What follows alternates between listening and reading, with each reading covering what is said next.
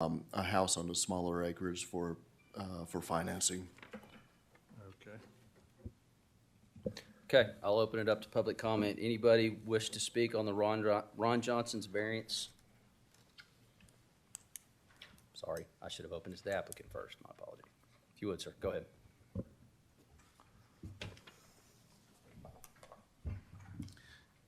Good evening. Thank you. Nathan Crouch from Balloon Associates, representing Ron Johnson on this one. And indeed, like Mr. Chapman said, they're just refinancing the property, and I wanted to split it down just a little bit. And the split line that they've chosen goes down the head of a holler. It's just a normal drainage swale right there. And they wanted to be able to segregate the home from the rest of the property, and that seemed to be a good line in order to split it. And it'll still give them a small backyard, and it'll still contain their septic system back there. One thing I wanted to mention is on in the staff report is there's a few conditions in there that would be more applicable toward a county road, but this one is off Highway 412, a state road. And I just wanted to make sure that if approved, that the conditions get revised appropriately on that account. But otherwise, indeed, this is just a mortgage split. And if you have any questions, I'd be happy to answer them. Thanks, sir. Appreciate it. Questions? Yeah, would they be able to sell that 0.374 acres at some point if they wanted to? Yes.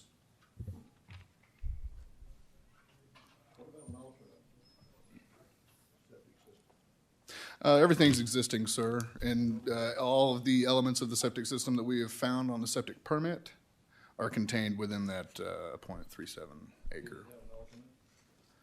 That's not listed in the septic permit. The primary field is. However, just by glancing at the survey, you can see that the home is definitely not centered within the property. Mm-hmm. It's pushed all the way out to the edge.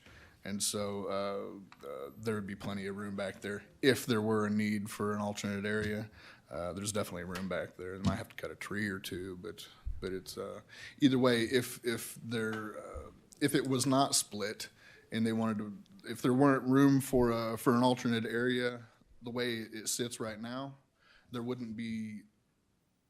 If it weren't split either, they would have to look to the other side of the holler in order to put it over there. And so basically the answer is yes, there is room for an alternate area. However, if this weren't split and there weren't room, they'd have to reach across the holler over there. So, and I'm sure I'm making this much more difficult than I need to, but the short answer is yes, there's room for an alternate area. Mr. Chapman, can one of the conditions be if they choose to sell this, that they have to come back to us before they can sell it? I don't know if that holds muster. Can you guys make sure to speak right into the mic? They're saying out here in the hall they can't hear you. I don't think it works out in the hall, but anyway, it's just, I mean, that's a pretty small lot for. Yeah, that's the whole purpose of getting like a variance, so they can at least. I understand yeah. the reason. I just don't like the fact that it's. Our rules would require a 1 acre tract Yep. on a standard split. And one of the reasons for the 1 acre tract is to have an alternate septic system. I understand, sir, and the rules that are enforceable by the Arkansas State Health Department will allow tracts down to 10,000 square feet, which is nearly just a little under a quarter of an acre. I understand Washington County enforces that 1 acre minimum, and that's so they can have an alternate area. But there are other ways of going around the 1 acre minimum and getting what the property owner wants, and that's what we're doing here. I understand, but I'd be more comfortable if we knew that it had an alternate septic system. There is room for an alternate area, but there's not a second septic system in the ground. Then you could still have your, whatever they call that person that does it. DR. Affirm that there is room for, is adequate soils for an alternate. It's not typical to do perk tests on a property or on a property with a home that already has a septic system. If they were to want to put in another home with another septic system, then that would require the perk tests, but there's already a septic system in the ground. I hear your argument, but I don't think it follows the rules. Question to staff. So the lot that's being created, it would have to pass a septic if it was sold before a building permit or anything like that could be pulled, correct? Correct. Thank you. And at this size, if they need to sell it, like, and build anything, it has to go through it has to require like another variance for it because it's still like less than 1 acre. Okay, so if they did sell it, somebody it wanted has to to build go on like- it, we yeah. would see it as a variance. We can there as well. always add this as like a condition if it's necessary. Thank you. Other questions of the applicant?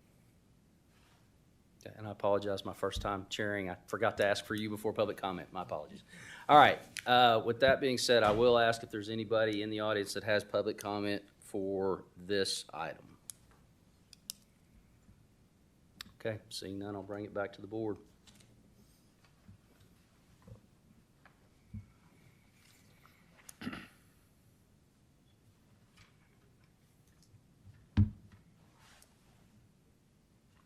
Mr. Chairman, I'm okay with it, the split, except that I would expect there to be an affirmation that an alternate septic system could be put in on the property, the smaller property, and that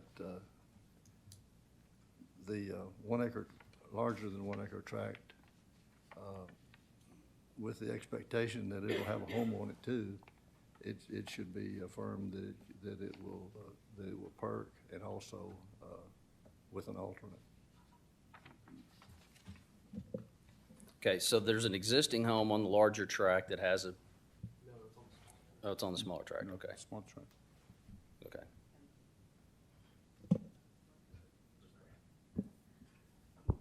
And the septic is on the smaller, with the house?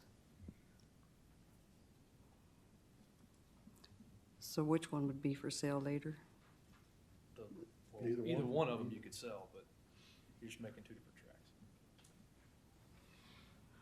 tracks. I think I'd be more comfortable if it perked first as well, before they,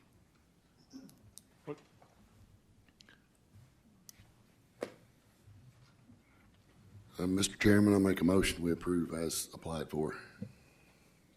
We have a motion for approval as presented. Is there a second? I'll second that motion. All right, we have a motion and a second for approval as presented. All those in favor say aye. Aye. Any opposed? no. 3 noes. 4 yes, 3 noes, so passes, correct? 4 yes? You Yeah, wanna- do we need to do a Just roll? do a roll call. Yeah, let's Okay, do a we'll roll call for the record. Okay, absolutely. Lauren Shackelford, Yes. Philip Humbard. No. Neil Helm, No. Jay Piercy, Yes. Lisa Miller, Yes. Maria Banks, No. Joe Maynard. Yes. So 4 against 3 pass. Okay, thank you, appreciate it. Okay, any other action for the zoning board of adjustment meeting? That's it. Okay, do I need a motion to adjourn that meeting? Yes, sir. Okay, I'll take a motion to adjourn that meeting. I'll make a motion that we adjourn the meeting. We have a motion. Second. All those in favor say aye. Aye. Any opposed? Okay, we'll move on now to the Washington County Planning Board. We'll start again with roll call, please. Lauren Shackelford, Here. Philip Humbard. Here. Neil Helm. Here. Jay Piercy. Here. Lisa Miller. Here. Maria Banks. Joe Maynard. 7 members available. Okay, so we have a quorum, so I'll declare a meeting. First item on the agenda is the approval of the minutes from our December 8th, 2022 meeting. I apologize. If anybody has any recommendations for corrections or to that? If not, I'll entertain a motion for approval of the minutes from our last meeting. I'll make a motion that you approve the minutes from the last meeting. We have a motion. Is there a second? Second. Got a motion and a second. All those in favor say aye. Aye. Any opposed? Okay, so we'll move forward. Next is the approval of the agenda. We have conditional use permit for Molly Wagnon's shelf storage. We have a conditional use permit for Eagle Crest Recovery. We have land development hearings for Jim Garlock Minor Subdivision, Farmington Quarry Expansion Pre-LSD on the agenda. Any other changes to the agenda as stated by staff? No, as is. Okay. Any questions or comments from commissioners, board members on the agenda? If not, I'll entertain a motion for approval. I'll make a motion to approve the agenda. We got a motion, is there a second? I'll second the motion, please. Okay, we got a motion and a second. All those in favor say aye. Aye. Any opposed? Okay, we have obviously a pretty good agenda and several people here to speak. I wanted to remind everybody there was a explanation of rules of conduct as you come in. Hopefully you had an opportunity to look at that. If you're speaking as an individual, you're allowed 3 minutes to speak. If you're speaking for a group, you're allowed 10. I would ask that we keep the conversation professional and civil. I ask that we have no argumentative statements directed at other speakers or the applicant, and I would ask that you refrain from public outbursts, cheers, booing, that sort of thing. So I will give you your 3 minutes to speak. I'll ask you to wrap it up if we get to that point. There's a whole lot of people here that want to speak, so I'd like to keep the meeting moving and be courteous of each other's time. If there are statements that have been made by others on the thing, you don't have to repeat what's already been said. If you have new things to bring up, please do so. So with that being said, we'll start with item A. Mr. Chairman, like Yes. 10 minutes for a group if someone's speaking for a group as well. Yes, I'm Yeah. sorry. 3 minutes as an individual, 10 minutes if you're speaking as a representative of a group. Thank you. Thank you, sir. All right, the first item is the Molly Wagner self-storage CUP. If you would, please. Thank you. A CUP is sought for the Maui Wagner self-storage facility. It would reside on about 6.57 acres. It consists of 14 buildings with a 25 by 25 foot office in the front, with buildings ranging from 6,000 square feet down to 1,300 square feet, in addition to a 36,000 square foot retention pond called for in the east. The facility would have controlled access with operating hours for the gate from 6 a.m. to 8 p.m. 7 days a week. The office 9 to 5 Monday through Friday. There would be screening provided around the perimeter to mitigate visual issues with the neighbors, and they estimate traffic of 12 trips per day. Here is a representative of another facility the applicant has developed along with sample screening that they call for. The neighborhood uses are residential and agricultural. There's some light commercial and industrial on East Huntsville, about 1/2 mile to the north, and there's existing mini storage further up Maui Wagner. We've received at least 34 complaints about the CUP for and support. Road conditions, the road is sort of narrow, incompatibility with neighboring properties, lighting, decrease in land value, and general compatibility. Planning conditions that are recommended are provide screening to mitigate visibility, and any further expansion or use not discussed here must come before the planning board. Okay. The applicant is here to answer any questions. Okay, thank you, sir. Any questions from board members before we turn it over to the applicant? Any questions of staff? Okay, if not, is the applicant here tonight? If you would, please, sir, state your name and address and tell us what you can about your project. Thank you. Thank you, Mr. Chair. My name is Nathan Street with McClellan Engineers, 1580 East Thurn Street in Fayetteville. Here tonight requesting a conditional use permit for the self-storage facility. The property is a 10-acre parcel, and the developer does propose 2 residential lots of 1.5 to 2 acres. Thank you, sir. Fronting Maui Wagner Road with the storage unit business located behind those proposed lots, approximately 500 feet east of Maui Wagner Road. The facility will be owner-operated with 1 full-time employee. Storage business will be contained within a security fence and have a coded gate entry, limiting hours of operation from 6 a.m. to 8 p.m. The developer's similar facility, Eastside Storage, which Blake brought up on the screen, is located 2.6 miles to the west and generates 0 to 12 trips per day based on the coded gate entry data that they have at that facility. The proposed site lighting will meet or exceed the county lighting requirements and will be dark sky compliant, meaning they will shine down, not horizontally or upward to disturb adjacent neighbors. Stormwater detention will also meet or exceed the county regulations. It's the developer's intent to over-detain any increased runoff with the retention pond that will slowly release that runoff water at or below the pre-developed rates, and that strategy will negate any negative impacts to the downstream neighbors. At this time, I would like to open the floor up, if I may, to the developers, Nathan and Jody Harris.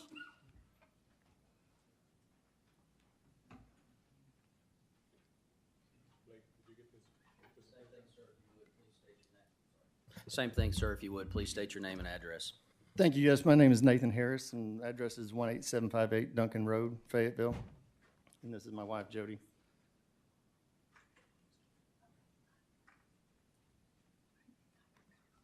Do you want to? We got a little presentation here to address some of the issues that the surrounding neighbors had about drainage, about traffic, about elimination of light pollution, noise, property values, and also we've got some examples of different storage complexes in the surrounding area that coexist well with the residential and residential agricultural zoning that they're located in. Let's see if I can. We're having a little bit of. You want to go to the next? You ready to go to the next? Well, let's just look at this one. This Okay. one, like we said, you know, our storage complex, our storage business is complementary to the businesses and the residents around our community. And, you know, where this belongs is right close and convenient to the residents and the businesses it serves. Our current traffic in our 240 unit storage unit that we have on Highway 16, our gate tells us exactly how many people come in and go every day, and that's route 0 to 12. The storage business is inherently quiet and peaceful. There's not a whole lot of activity going on. Folks bring their storage goods in and drop it off, and you know, sometimes we don't see them for a long time. Let's go ahead and click down to the next one. I wanted to, well, you're a little bit ahead of me. The current commercial properties in the, back up to there. In the area. In the area. This one is located, this is White River Nursery, located right on the corner of Molly Wagner and Huntsville Road. And click to the next one. This is the current D&D storage that is located just north of Highway 16 on Molly Wagner. Bear Mountain Automotive, which is south of the proposed property up on top of the mountain, is a automotive repair facility. And then let's click to the next one. We can start going through these. This is just an example of some of the storage complexes within Washington County that are coexisting in the residential and residential agriculture area. So we've got East Mission self-storage in Fayetteville, Highway 45 self-storage in Fayetteville, Double Spring storage in Fayetteville. And you see it's right in the middle of residential agricultural zoning. D&D storage, which is the one we spoke about earlier, that is on Molly Wagner, north of Highway 16. North Salem self-storage, Lockdown self-storage in Greenland, Prairie Grove self-storage in Prairie Grove, A1 storage in Lincoln. So there's just some in Farmington, self-storage in Farmington. That's some that are located within the county that are exactly what we're looking to coexist in residential and residential agricultural zoning. The next one to talk about is light pollution. There were several concerns about the folks up on top of the mountain, you know, having light shining at their houses at night. The dark sky lighting that we use on our current facility and that we were planning on using at the new facility shines straight downward. It doesn't go horizontal and it doesn't go up in the air. So it complies with all the strict requirements of the city of Fayetteville, and we plan on using that in the county on this facility also. Here's an example of one of the wall packs. This is the same wall pack we plan to use and the same wall pack we use today. This next slide is the reason why we're here, the reason why we're looking at and putting more storage in. These are four of the closest storage complexes to the proposed property. All of them are at least 88% and above occupancy. The units that are available at these facilities are, the rest of the occupancy that's left is mainly small units that are 5 by 10, and those are kind of seasonal use for college students. They will fill up when the college students move out for the summer but the need is really for larger units in this area. We turned down quite a few customers because, you know, there's just not storage facilities available out there. This last one, we put this in there as far as property values go. When we purchased our property on Highway 16, it was zoned agricultural. You know, the property revenue was $7.70 a year. In the last 4 years, we have generated over $32,000 worth of revenue going to the county for amenities that we all enjoy in the county. And with that,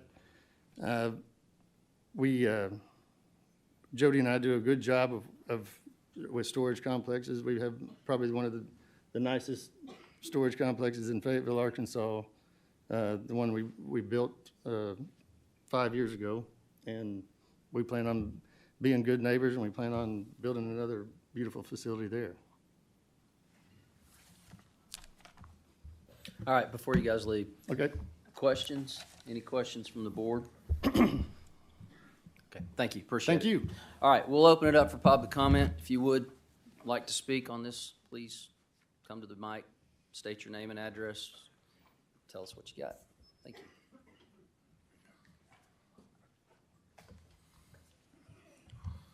Good evening. My name is Peter Reagan, and I own the property in the 20-acre livestock farm directly to the north of this proposed mini storage facility, and I have a list of concerns that I'd like to share with you tonight.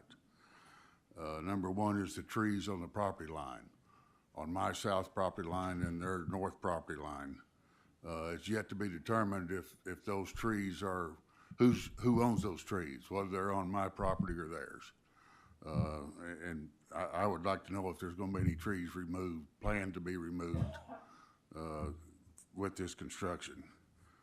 The second concern is the groundwater runoff from the front third of the property on the west side that drains to my southwest corner of my property. I've had to replace the gravel several times and the driveway culvert because of heavy rains washing them out. I worked with the county on that. We've increased the size of it, but I'm still having problems with it washing out. With the additional roofs, you're gonna have more water runoff, and the water's gonna run off faster. So who's gonna be responsible for the repairs? And it's gonna do the same thing on down the street. What type of fencing is gonna be required around the facility? I think, and I didn't get it, Nathan told me, but I forgot what it was, whether it's 6 foot or 8 foot chain link fence, whether it's gonna be barbed wire or Constantine wire on top.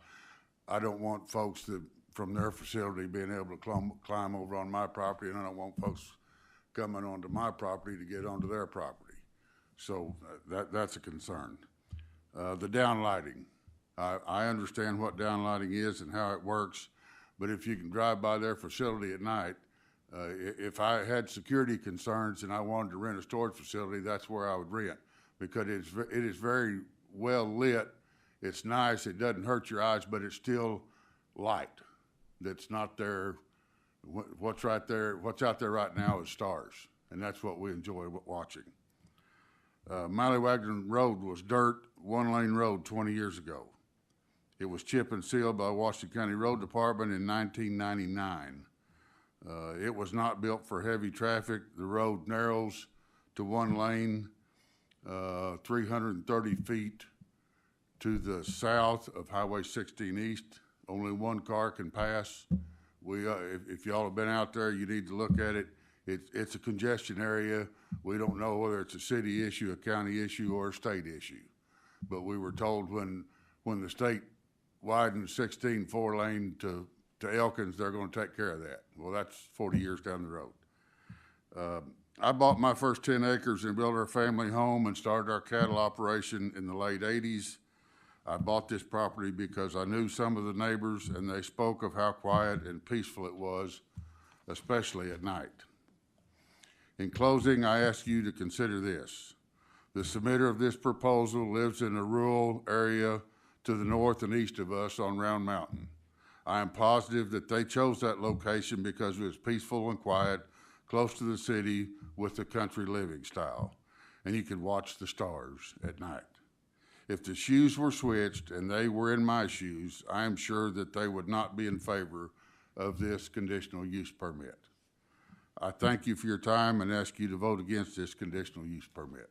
Thank you, sir. Thank you.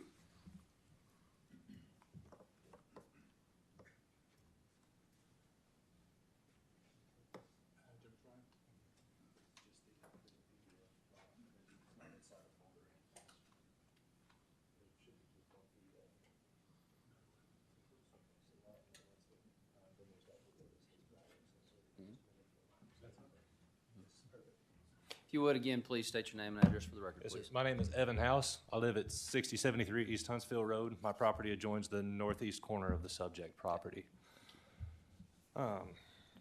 Last time I focused mostly on water runoff. I know there's going to be plenty of people here speaking to that, so I'm going to skip over that in the nature of in the spirit of trying to save time. And I also understand that it's not your duty to make judgment based on our emotions or sympathy for those motions. So I'll do my best to stick strictly to the facts. Although I do think it's worth looking at the pictures since I put them in a little presentation. Do we have it where they can see that, Sam? The very first page shows two pictures just after a regular one-night rain. That's coming off the northeast corner of the property. If you don't mind scrolling down to the next page, please, Sam. And the second page shows one of these 100-year floods that we seem to get every 3 to 4 years now. And that's carried to the north of the property through the main drainage. So light pollution, like Pete said, I'm up every morning before daylight, and my kitchen faces southwest, which is directly at the property. So I've got an accurate and current view of the surroundings. There are currently no lights except a few sparse street lights, which usually one per address or less. It's very, very dark out there unless the moon is full. I'd like to contrast that with, this is the entryway to the existing east side storage. Would you go up one page, please? So that's the mobile home park next door, and if you go up just a little further, you can see the entryway along Highway 16. So those are really, really bright lights on the highway that kind of make it to where you don't notice the storage facility. Now, if you don't mind scrolling down to the next page, please. One more down. So this was taken just with my cell phone from outside with my headlights off with no filter. So you can see the trees around the surrounding area. And how well they're lit up, so that we're not looking forward to seeing that in our view.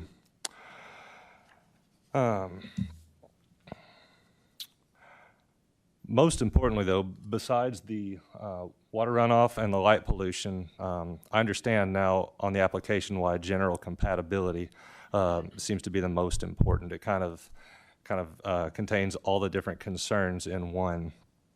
General compatibility is why we don't have homes and factories nested on the same streets, why we don't have jails near schools, why we don't have fast food restaurants and hotels inside neighborhoods. So if only one point that I'm making gets conveyed, please let it be this, that the proposed development is just not compatible with the surrounding area. If you scroll down, you can see a picture of the subject property. Oh, it froze up, okay. Well, it's really pretty, and there's just a house in the background. It's actually Pete's house. If you close that PDF, I'd like to pop that video up, and I can talk while the video plays. What's the name of the folder? Oh, it's not, it's right inside the disk. It's not even in a folder. It's, the video says driving.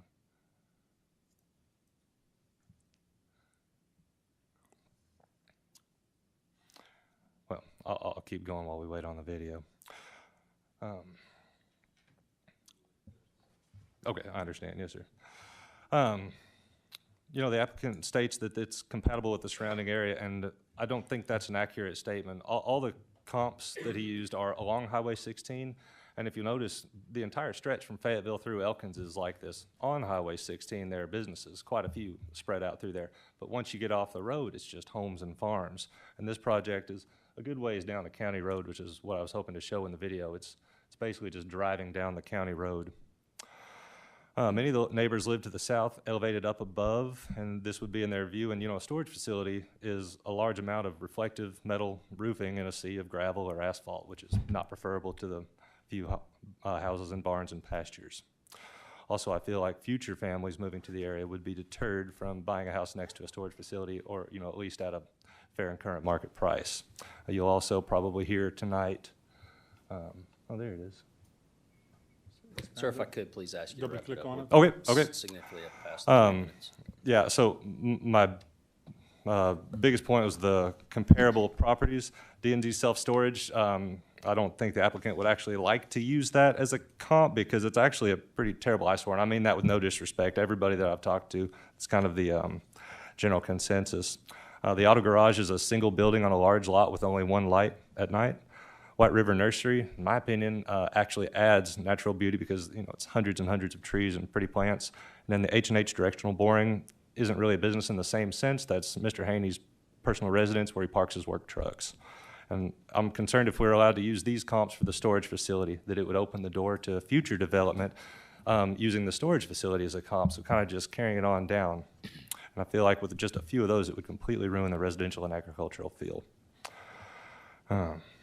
Anyway, I feel like we need to give this property a chance to be purchased by somebody who wants to use it in a way that's more compatible. And I appreciate your time very, very much. Thank you, sir. Appreciate it.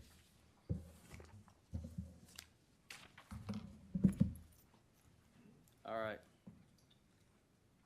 Anybody else want to speak to this?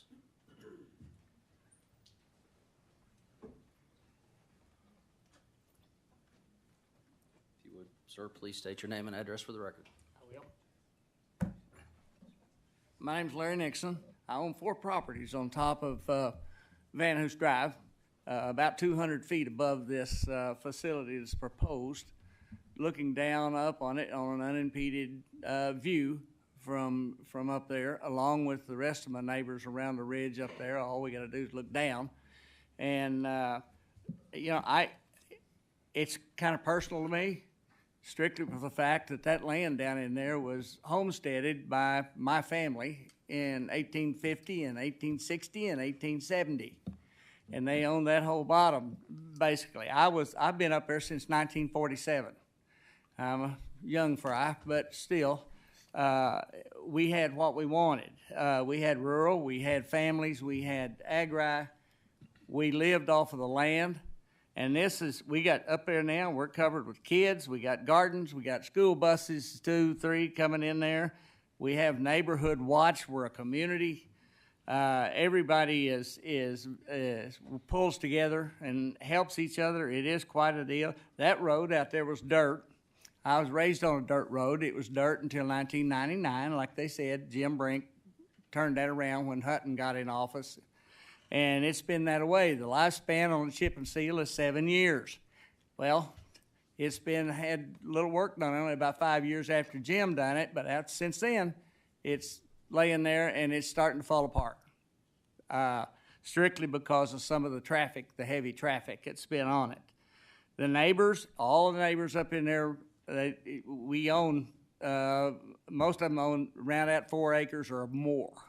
There's still some large pieces of farms up there. When I was up there, you know, my granny would go out and she'd pick up a 22 and give me a handful of 22 shorts and tell me to go get supper. And I'd just take off all over the hill down there. So it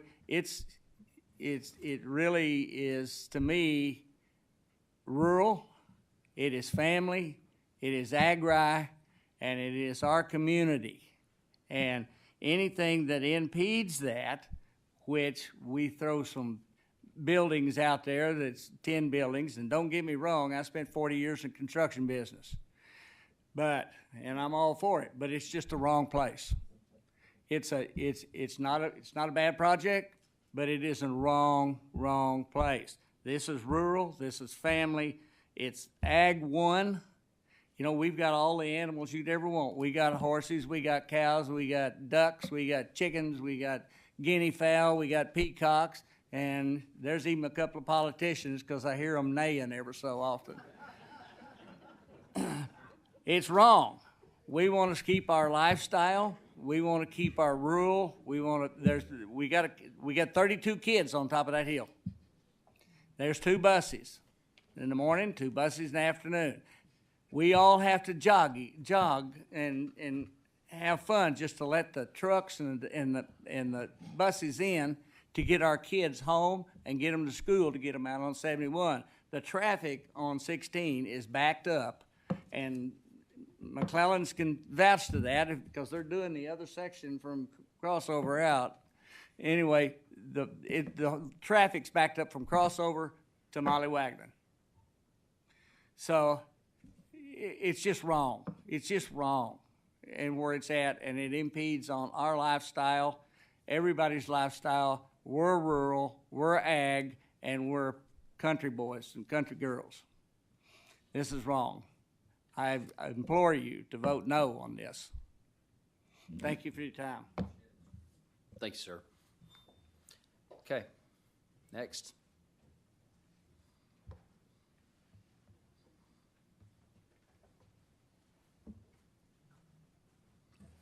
Good evening. My name is Mike Walling. I live at 4394 East Falcon Drive. I was the first renter at the East Side Mini Storage. I've watched the place fill up with tenants as faster than I've ever seen anything fill up before. Everybody showed up in a month or two and it was full. I've been trying to get another unit. They don't have anything available for me. The property is very well maintained. It actually improved the looks of the area. It improved the lighting. You don't have to worry about people creeping around. It's always clean. And like they said, there's not a lot of traffic. And it's only during the day. And the complaints that I'm hearing are mostly about incompatible with rural. Well, Falcon Drive was a cow field. That's what it was. And now it's the subdivision. And if we just stop letting things grow, then how are we going to develop as a community? I'm sure that if the mini storage goes in out there, there's going to be need for the county to come and work on the roads. And people are going to want to get around. It'll help the buses. It'll help the local residents. I just don't see that stopping development of something that's in great need as a benefit to anybody. I've lived places where I could see 5 miles, and we all know if you go between old MLK and 16, all that was field, and now all of it is subdivision, and it's gone on past Huntsville Road. It's huge, and that's happened in the past 5 years. Hundreds of homes. We could say let's not do that because it takes away the field, but then what are we doing to our developing community? I think it's a good plan. I've looked over the area. Everything needs improvement everywhere. If we just stop improving because somebody don't like looking at a metal building, there are going to be hundreds of families that are helped, hundreds of individuals that use that storage. I think it's a good idea, and I wish you guys would vote for it. Thank you. Thank you, sir. Appreciate it.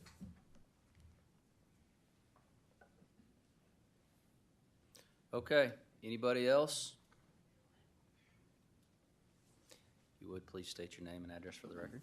Hi, my name is Tanya Patrick. I live at 2801 South Leo Amons Road. That would be to the south and up the hill from the subject property. And then I also own a small house right on Mallywagnon, which would be a few parcels to the north before you get to 16. There's been a lot of talk about the water, just personally. It bottoms out so much there at my house and the next house before you get to the city limits. Any more development and development of this size is gonna put so much water on my property that it's gonna flood. Unless you've lived out there for 20 years, and I know there's been engineering and plans and see season in and season out, and especially how the weather changes, you do not know how much water comes off through there and where it goes, and it has to go somewhere, and it's the path of least resistance. It bottoms out and is so flat when it gets to my property and the next house to the north. We don't even have 10 whistles in our driveway. It's that flat. And then the next driveway up has a really huge one, and they get bigger and bigger, and it's just gonna run a bunch of water off on my property. And I would say if you approve this, there are gonna have to be substantial improvements made to this road. It's a paved country lane. I would say most of the examples, they went by pretty quickly, that are shown in Washington County, those are on major highways through town. This is not a major highway. Probably the closest thing, and I think this was mentioned, the nursery down there, although it's in a commercial zoned area, it's agricultural in nature. That's really anything that we've, the storage unit facility that's across 16 and on, I guess it would be north on Mallywagnon. It's been there since dinosaurs roamed the earth. I'm assuming it was probably grandfathered in, I don't know, and maybe things have grown up around it, and I would say they come to the nuisance if it was there before. The other thing, and maybe this is just a personal thought, is, because I read, the things it's going to give the community in the area is, I would submit that people need to quit digging up the earth for more space and have less things that they need to store. Thank you, appreciate it. Thank you. Okay, anybody else want to make comment on this?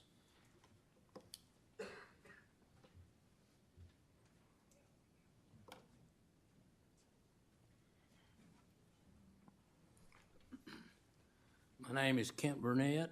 I have about between 15 and 16 acres just north of where Pete Reagan lives. You guys, the ones that were here last time, heard my little speech, and I guess I'll give about the same thing again. My wife and I, we're getting kind of on up in years, and we were living out in Madison County on a farm. I sold that. Sold most of my cows and kept some of them because I'm a person that needs something to do. And we looked for probably at least 2 years for some property that we thought would be close enough to town that we could still have some cows, and it would be a piece of property that wouldn't go down in value, and it'd be something we could enjoy. I bought that almost 4 years ago, built a house out there, run a few cows. We looked for something that sooner or later we're going to need to see some doctors. I mean, that's just the way life is. And we needed to be close enough to town that we could do that and still enjoy a life more like a country life, because that's the way we were raised. And, I built houses in this area for years. So I know what some things can do to property values. If you want to compare something, go north of 16 on Mallywagnon and look at the property. Go south and look at that property. You'll see the difference in home value. It's very evident.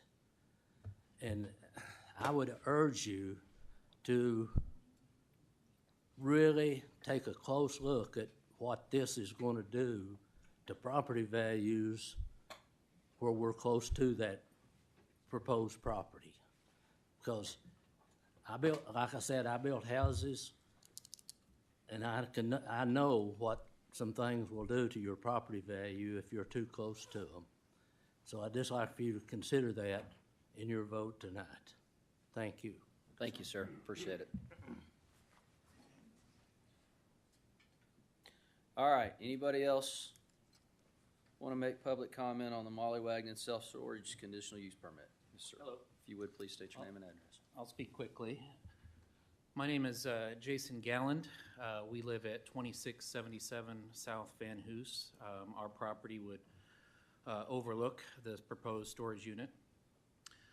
What I've heard today, I'm obviously in agreement with our neighbors in opposition to this storage facility, not only because of the accessibility issues, the water runoff, the light pollution, the safety and security, the property values. From what I gather, there is no benefit to the immediate neighborhood, to the neighbors that live on Bear Mountain. We don't need a storage unit facility there. We all have, as Larry mentioned, 4 acres or more with our own outbuildings, so it's just not necessary. There are certainly other locations that would benefit this project. In fact, there's commercial acres all up and down Highway 16. I saw 6 acres on my way here, commercial, available, ready to be developed. So I agree with Larry and my neighbors that there is a better spot. That's it. Thank you, sir. Appreciate that. All right, any more? Yes, ma'am. Sorry. Ali Marachek, 1924 South Mallywagnon. Contrary to the applicant's opinion that this development is compatible with surrounding property use, development, and appearance of the neighborhood, this would be the only secured commercial facility with substantial lighting and signage in our residential neighborhood. It is also set far off the highway and away from other parcels with commercial use. The other businesses on Mallywagnon mentioned in the application are on the north side of 16 or located on Highway 16 with frontage directly on the highway. Customers do not use South Mallywagnon to enter these businesses. The facility would be surrounded by single-family homes and farmland with low visibility from highway traffic. It would be the first of its kind in our neighborhood. The storage facility that they showed on the north side of Highway 16, it's far away from where they're proposing and in a different type of area. And the house that's near it now has been for sale for quite a while. I've been watching it because I run by that area pretty often.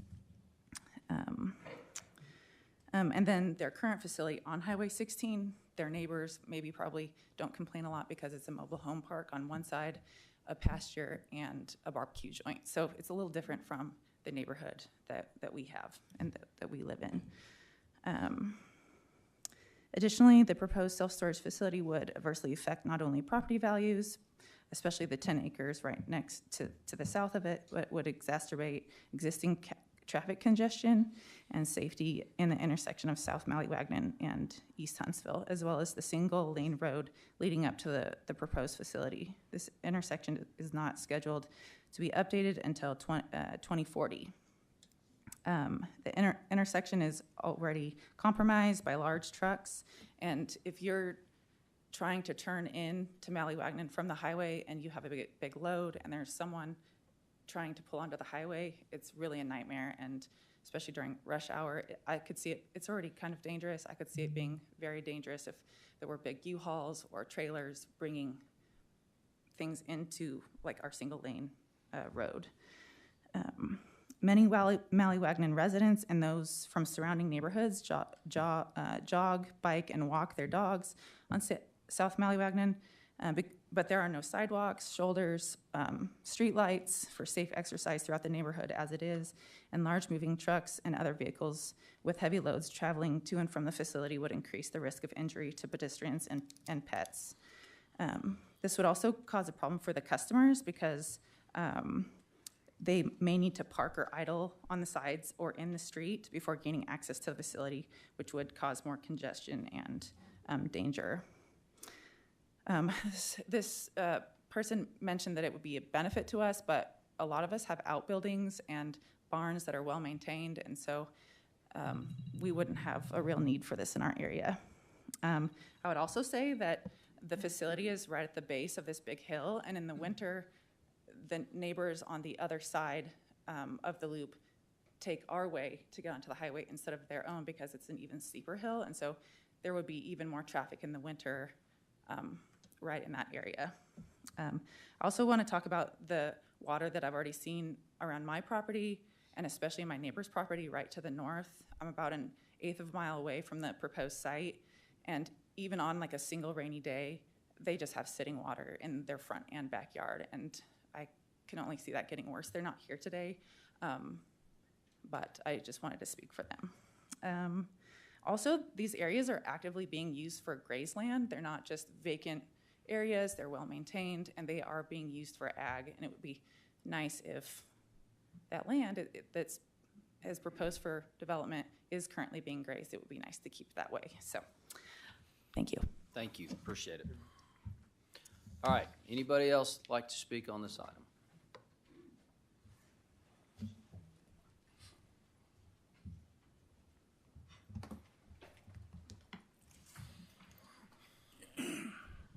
Hi, I'm Mike Valdez. I live at 2646 South Van Hoos Drive. First of all, I'd like to thank you for allowing me the opportunity to speak tonight. At the last meeting, I voiced my concerns about the requested property rezoning and the self-storage units that the applicants proposed to build on. That night, I noted that my main concern is that if we have a self-storage facility in our community, it would bring in a lot of unwanted traffic on a road that is not designed for it, and a potential increase in crime.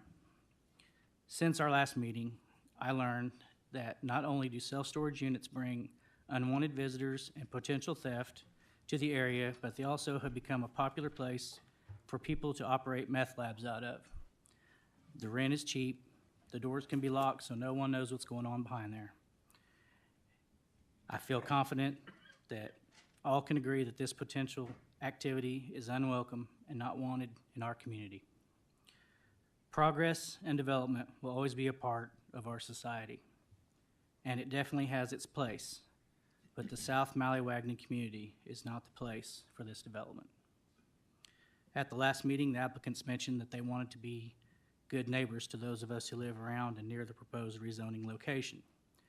I'm not sure what their definition of a neighbor is, but to us, a facility made of concrete and steel with a wood fence or a chain link fence around it is not a neighbor.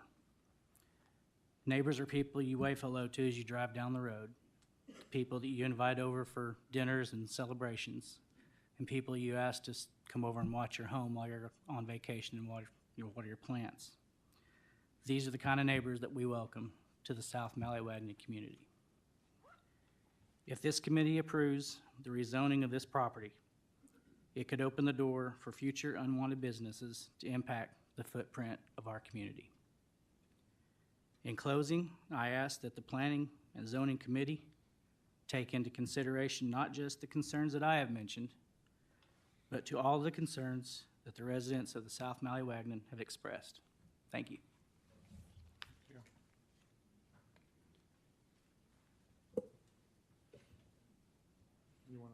Okay. Anybody else?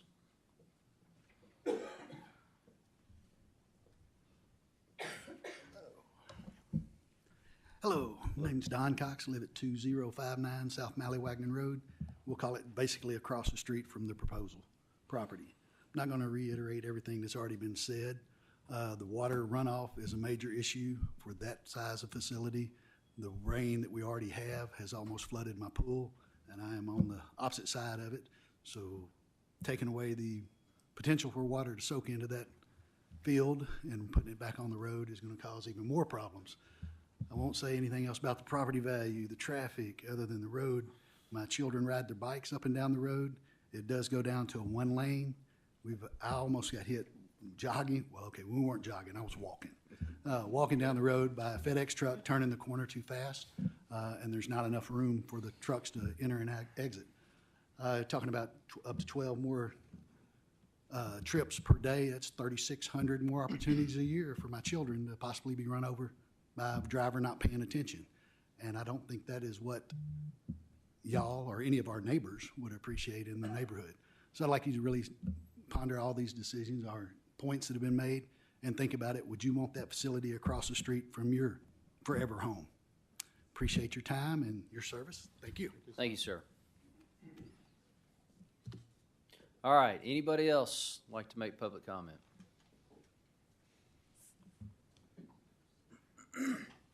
Hello, my name is Cal Tackett. I live at 556 Hale.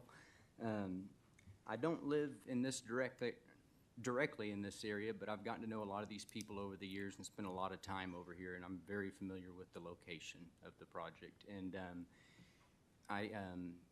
the main point that I want to make is, I'm sure a lot of us remember a few years back, Fayetteville has denied anyone being able to put in a storage facility in the city limits at this point. So I think that's why a lot of people with these projects are looking further out and, different locations for it. But I as well, I feel like, with the issues that the road already has, as multiple people that have already spoken about tonight, I feel that there's other locations that would be, a lot better for this type of project. And while I feel like it is a very good-looking project, it's very nice the way they have it all laid out, but I feel like there's other locations that may come at a little bit higher cost. But the reason for that is they have the proper road frontage, which is something that I always have to stick to on a project. And, they're already set up for it. It's not going to have all these other issues to go along with it that are most people's concern here tonight. So I don't fully know what all the reasoning was that Fayetteville decided that there was not going to be any more storage facilities built within the city limits, but I have a feeling a lot of those same reasons would apply to why we have such a large turnout tonight and the concerns of tonight. And also want to point out that there is other locations, some in which already have commercial zoning, which I assume would be a lot easier to work with than what we're, trying to do here, that are within a mile radius of this property that would still service the people that are, a lot of the demand for this is within the city limits of town. It's not out here at the county. We're obviously seeing that. But that's all. I don't, nothing bad to say, but that's my opinion of it. Thank you, Mr. Tackett. Appreciate it. Okay, anybody else?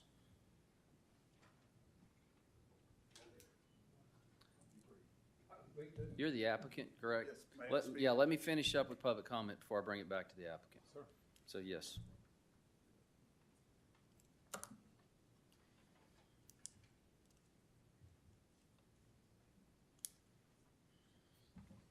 My name is Jim Sexton. I live at 1824 South Mally Wagner Road, and I own the property to the north, or to the south side, I'm sorry, of the proposed storage unit, and I own the property to the east side of it.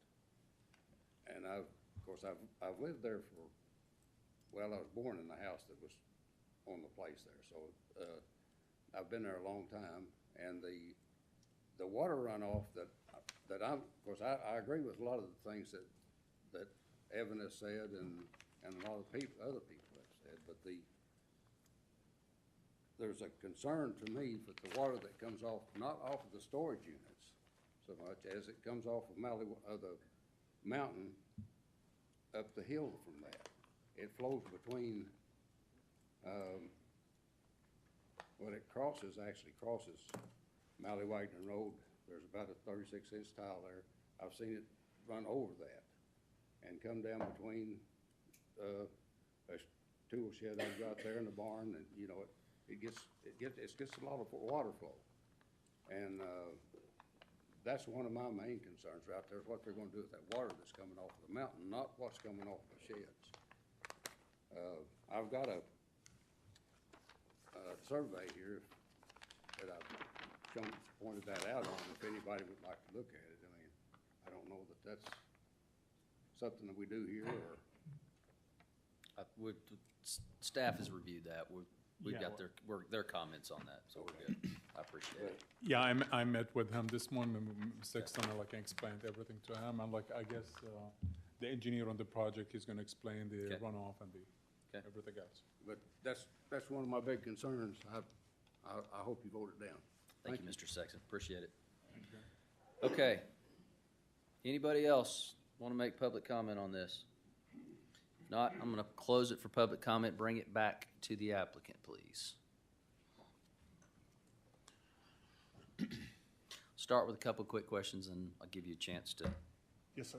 Okay, so the question was specifically the type of fencing. Can you tell us what's planned for the fencing on the property, and go ahead and address the removal of the trees? Yes, sir. under that same- I may have to defer to the That's fine. developer, but I believe the plan is for a wrought iron decorative fence. Okay. Facing Mallywagnon with a chain link security fence surrounding the other three sides. Okay, all right. Thank you. And you saw the pictures of our existing one. We have planted Carolina jasmine up it to cover the fence, so it's a nice, almost like a shrub look, but it still has it has barbed wire on the top. And to kind of answer Pete's questions about the fencing, that's the kind of screening we'd like to have.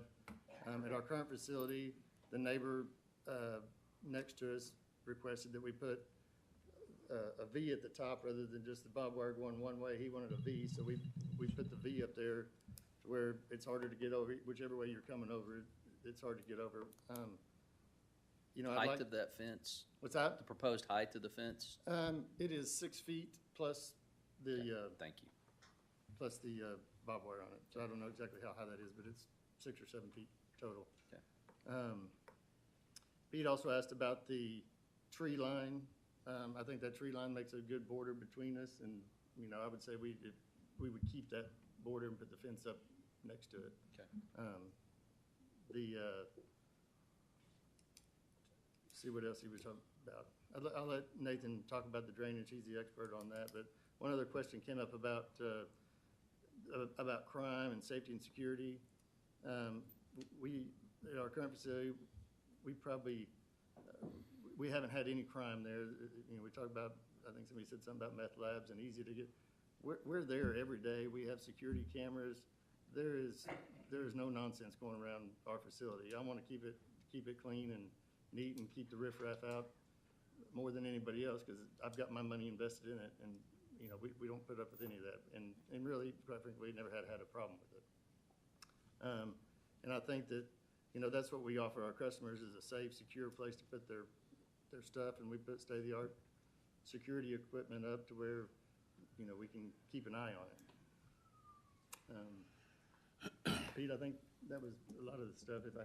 I think he's gonna talk a little bit more about the drainage on it, but. Okay.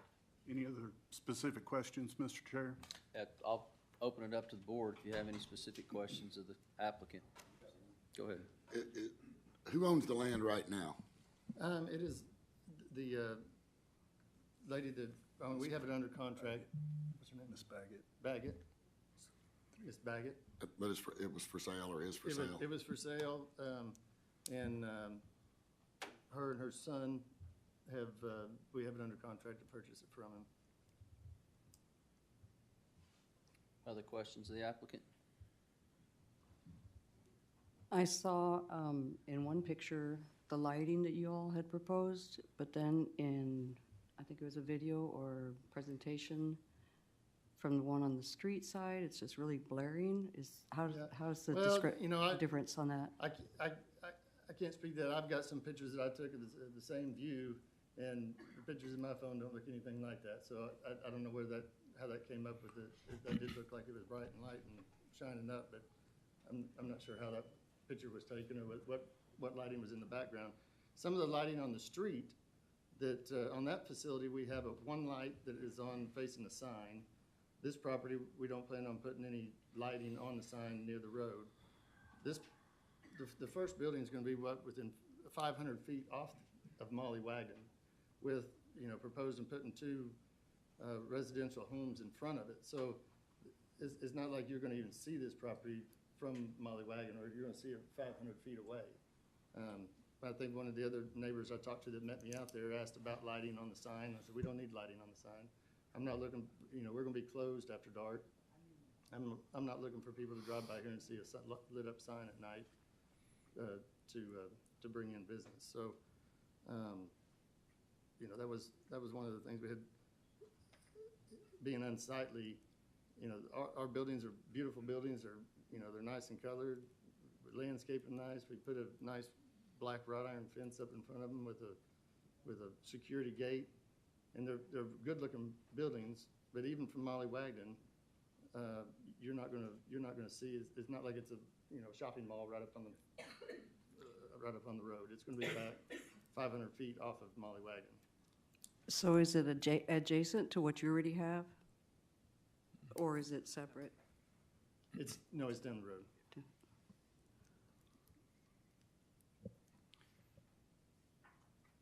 Okay, other questions? I'm concerned about the water runoff. You've got massive amounts of concrete, steel coming off a mountain. You've got a gentleman across the street that's already telling us his pool may have an issue with this. What type of water abatements have you got in mind? Well, the subject property is downstream of, I think, potentially many of the concerned citizens that we already heard. So unfortunately, we're gonna have to deal with the same issues. The lowest point on this subject property is gonna be in the northeast corner. That's why we have proposed our detention pond on the east side of our site. And Nathan and Jody are committed to oversizing that pond larger than it needs to be to help attenuate any increase in runoff. And like I said, we're gonna have to, the same water that's jumping the tin whistles and jumping the ditches and running through people's property, a lot of that, we're downstream of those people and we're gonna have to deal with it too. And when we talk about oversizing it, we're talking 5 to 10 times larger than it needs to be. One reason also why we want to make it bigger is for a live hydrant in there to where we can pump water out if we need for fire suppression if ever needed. The other concern that I also have is the renters that are going to be renting these facilities. If this area is prone to flooding, their belongings could be damaged. I'm concerned. Well, that's all in the engineering. When we build it, we're not going to build it into where we're going to have a problem with flooding. Yes, ma'am. There are a lot of technical details that will have to be worked out in the next step in this process, being the large-scale development process. But we agree that's a valid concern. Absolutely. Go ahead. How was the property listed when it was for sale? Is it listed 2 years ago? It's been listed for quite a while, yes. Was it listed as agricultural or what? Agricultural, yeah. I think that's the existing one right now. And as a reminder, we do not have zoning in the county, so there is no, only use by right in Washington County is a single-family resident or agricultural. Anything else takes a conditional use permit, which is why we're here tonight. Blake, this will come back for large-scale development, right? Yes, sir. Correct. Okay, other questions? Only other question I have is regarding the road, because is that county responsibility, city responsibility, or do we know? It's county until about a couple of 100 feet from 16, then the city of Fayetteville. Mm-hmm. Split. Okay. Mr. Chair, I do believe, if I may, there's a response from Fayetteville Engineering about their portion of the street that lies adjacent to Highway 16. Quote, engineering does not have any comment on this development in regard to the street width in the city's jurisdiction. Okay, to the board for action. I'll make a motion to pass as applied for. Got a motion for recommendation approval of conditional use permit. Is there a second? Second. We got a motion and a second for recommendation of approval. We'll have a roll call, please. Absolutely. Lawrence Shackelford, Yes. Philip Humbard, Yes. Neil Helm, Yes. Jay Piercy, Yes. Lisa Miller, Yes. Maria Banks,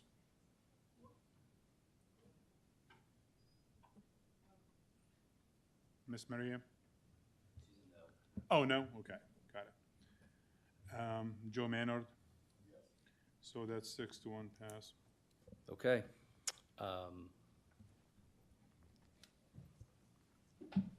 Appreciate it. Thank you. you Sure. very much. Appreciate the board.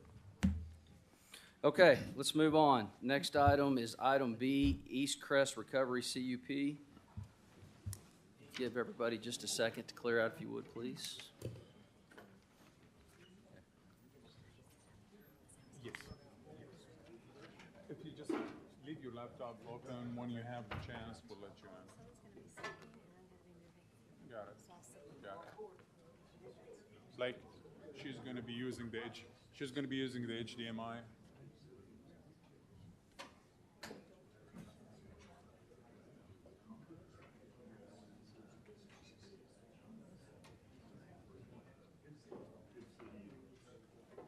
All right, I would ask everybody that's move out, and so we can move on with the agenda. We'll keep this process going forward. The next item is the Eagle Crest Recovery Conditional Use Permit. Staff, if you would make a presentation.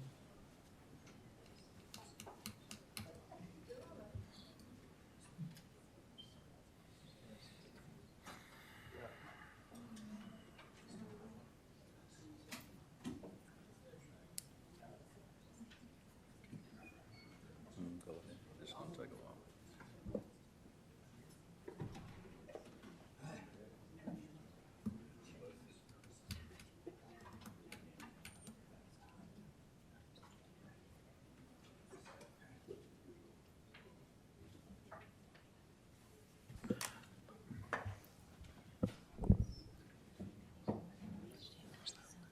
We don't have it. Is it like the tiny HDMI? We don't have it. Yeah. Who did you call? All right, yeah. Board, my apologies. I'm sorry? We had technical issues we had Okay, to sort all out. right. We're having technical issues. Give us just a minute. Apologize for the delay. Oh, wow. Did you have it on your phone or something? Can you do it for me? A conditional, Is it too? may I proceed? Yes, please. Yeah, I know. Thank you. I don't have A a USB. conditional use permit is sought for Eagle Crest Recovery, a residential addiction rehabilitation facility. There's no USB. Oh, Eagle Crest is licensed by the state of Arkansas and is presently in operation. The CUP is to bring the facility into compliance. It consists I don't of think we 3 have one. residences with a 3,900 square foot residence, 1,900 square feet, and 1,500. There will be 2 to 5 staff members present at any time. Clients are not permitted visitors or vehicles, and the facility will have a maximum of 15 beds which are licensed. To date, at least 10 neighbors have contacted the planning board with concerns. The general sentiment being neighborhood safety, increased vehicle traffic, general compatibility, septic capacity to support the number of licensed beds and employees, and availability of water from Springdale Water. The planning board would suggest the following conditions: a maximum number of residents to 15 beds, and a septic system that is designed and implemented that would support the load. Provide adequate fencing to ensure security to the facility and neighborhood, and any further work, further progress, expansion must come before the planning board. Okay. I believe the applicant is here to answer any questions. Okay. Any questions of staff before we turn it over to the applicant? Okay. If not, if the applicant is here, representative thereof.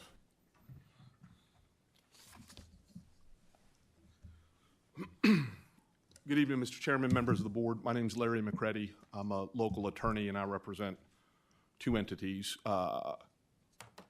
Conway Lakeview LLC, which is the owner of the property, as well as Eagle Crest Recovery LLC, which would be the operator of this facility. Eagle Crest has applied for a conditional use permit. My goal is to just give a brief overview of the facility and what the program that they operate is like, as well as address some of the concerns that have come up. So the first is, what is Eagle Crest Recovery? As was alluded to, Eagle Crest operates a residential treatment program for patients with substance abuse issues. The facility under consideration tonight on Lakeview Road operates in conjunction with another facility Eagle Crest has in Bentonville. Both facilities operate under licenses from the Arkansas Department of Human Services. Before patients are accepted into Eagle Crest's program, they go through a pretty extensive screening process to ensure that they're a good fit for the facility and for the program. Each are interviewed and just to ensure that it's a match for the facility. So for those who are accepted, the patients that are accepted, they start out at the Bentonville facility. This is the facility in which they undergo their detoxification treatment for whatever the substance abuse issue that he or she is battling. And once they've been medically stabilized and free from any abuse, that's when they get transferred to the Eagle Crest facility in Springdale to complete the program. The facility that's under the consideration is it really is a beautiful piece of property, and the buildings on it are very well maintained. I don't have any to put up there, but I distributed pictures so you can look at what the buildings look like, exterior and interior, as well as get a sense for what the environment is like out there where the facility is operated. And before I address anything that goes on with the program, let me tell you and ensure to you what doesn't take place out there. The Lakeview Road facility does not have any sort of illegal substances on it. The only patients who are allowed there are ones, as I mentioned, who've already gone through the detoxification program. So they have finished that part, and they're just there to complete the program. And they're transferred strictly from that Bentonville facility. The building is secured at all times, meaning that there's no unauthorized people who can come in and out of the building.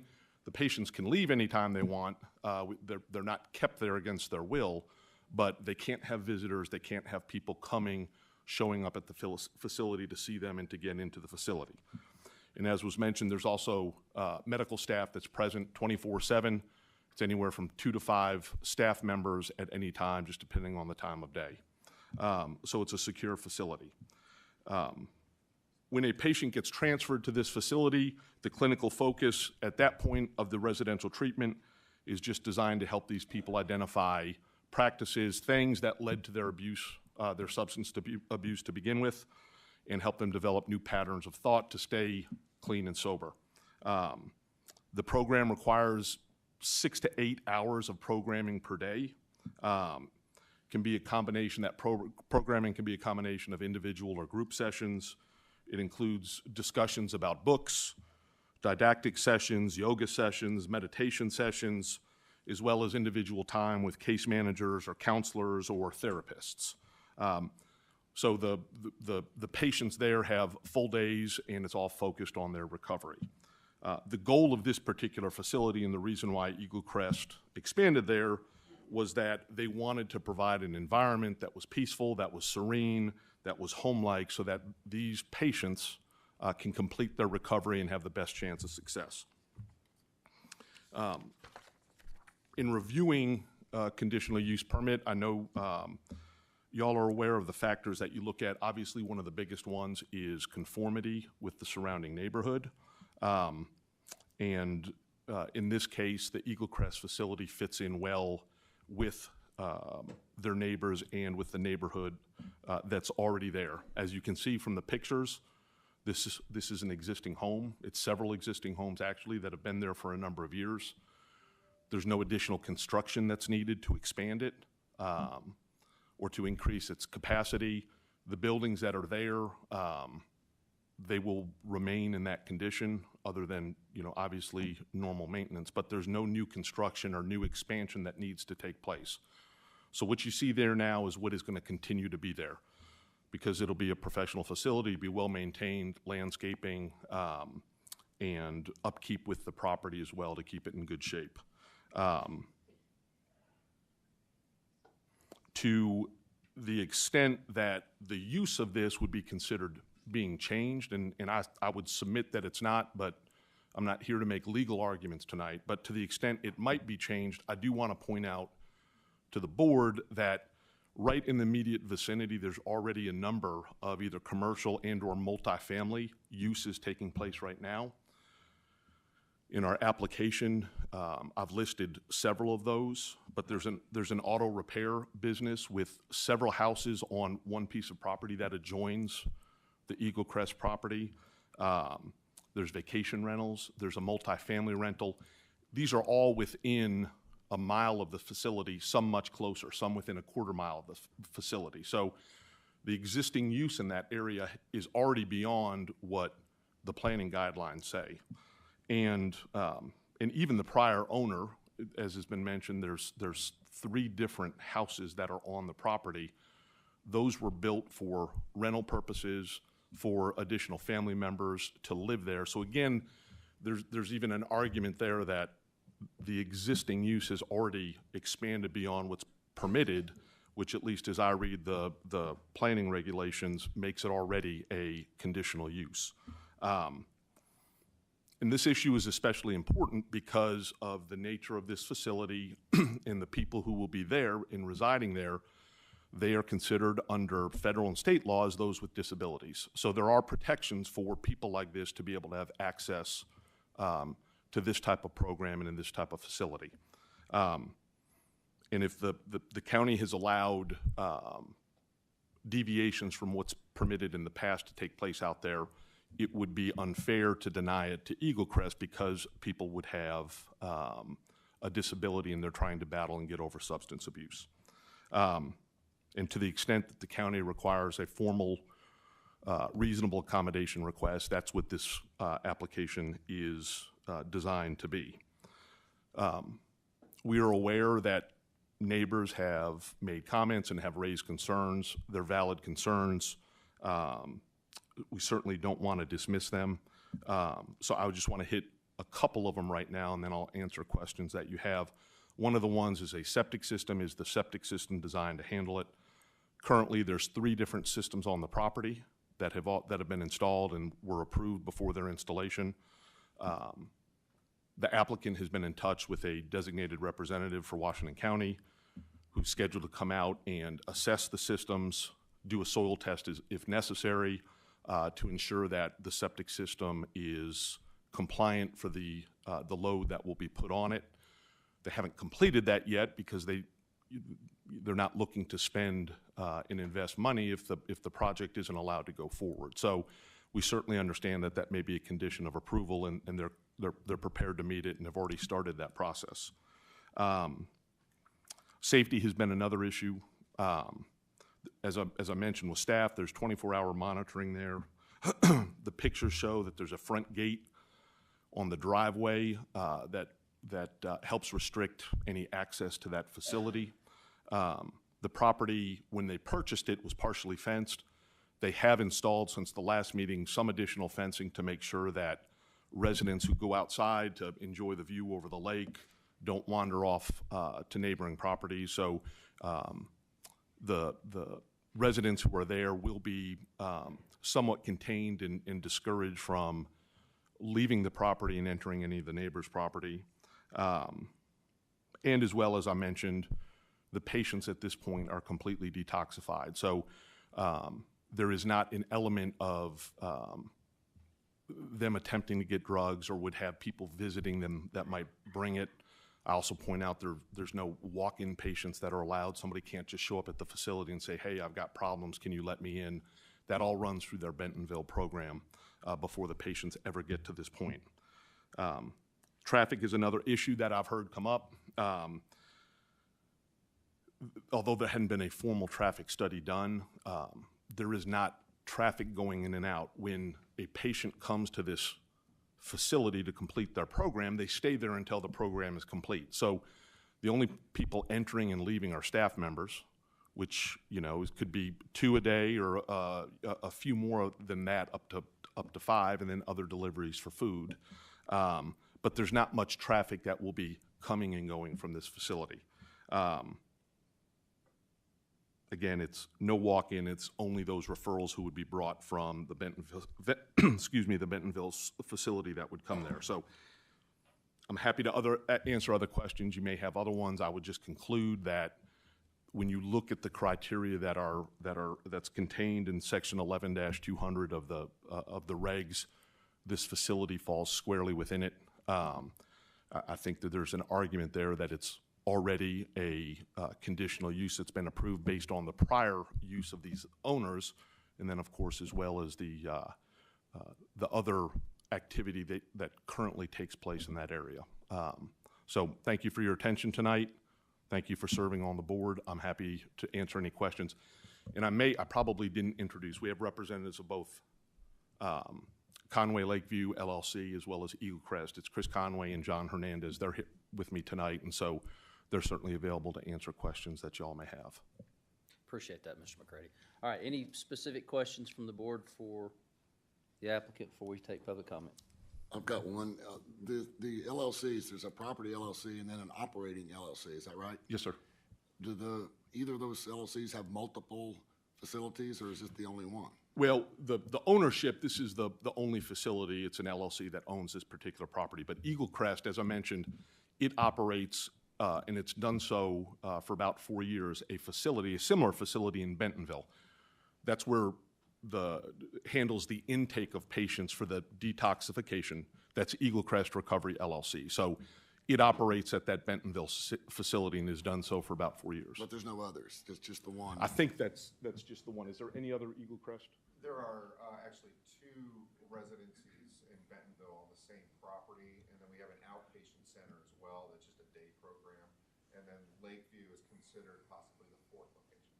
Okay, so my point was, it's not a chain, a national It is not a organization. chain. It's local, and the owners are local.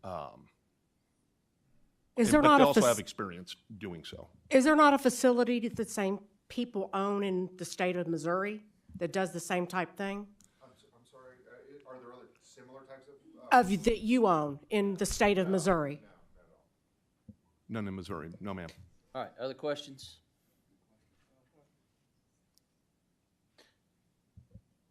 One of the things that I had heard brought up and was mentioned about somebody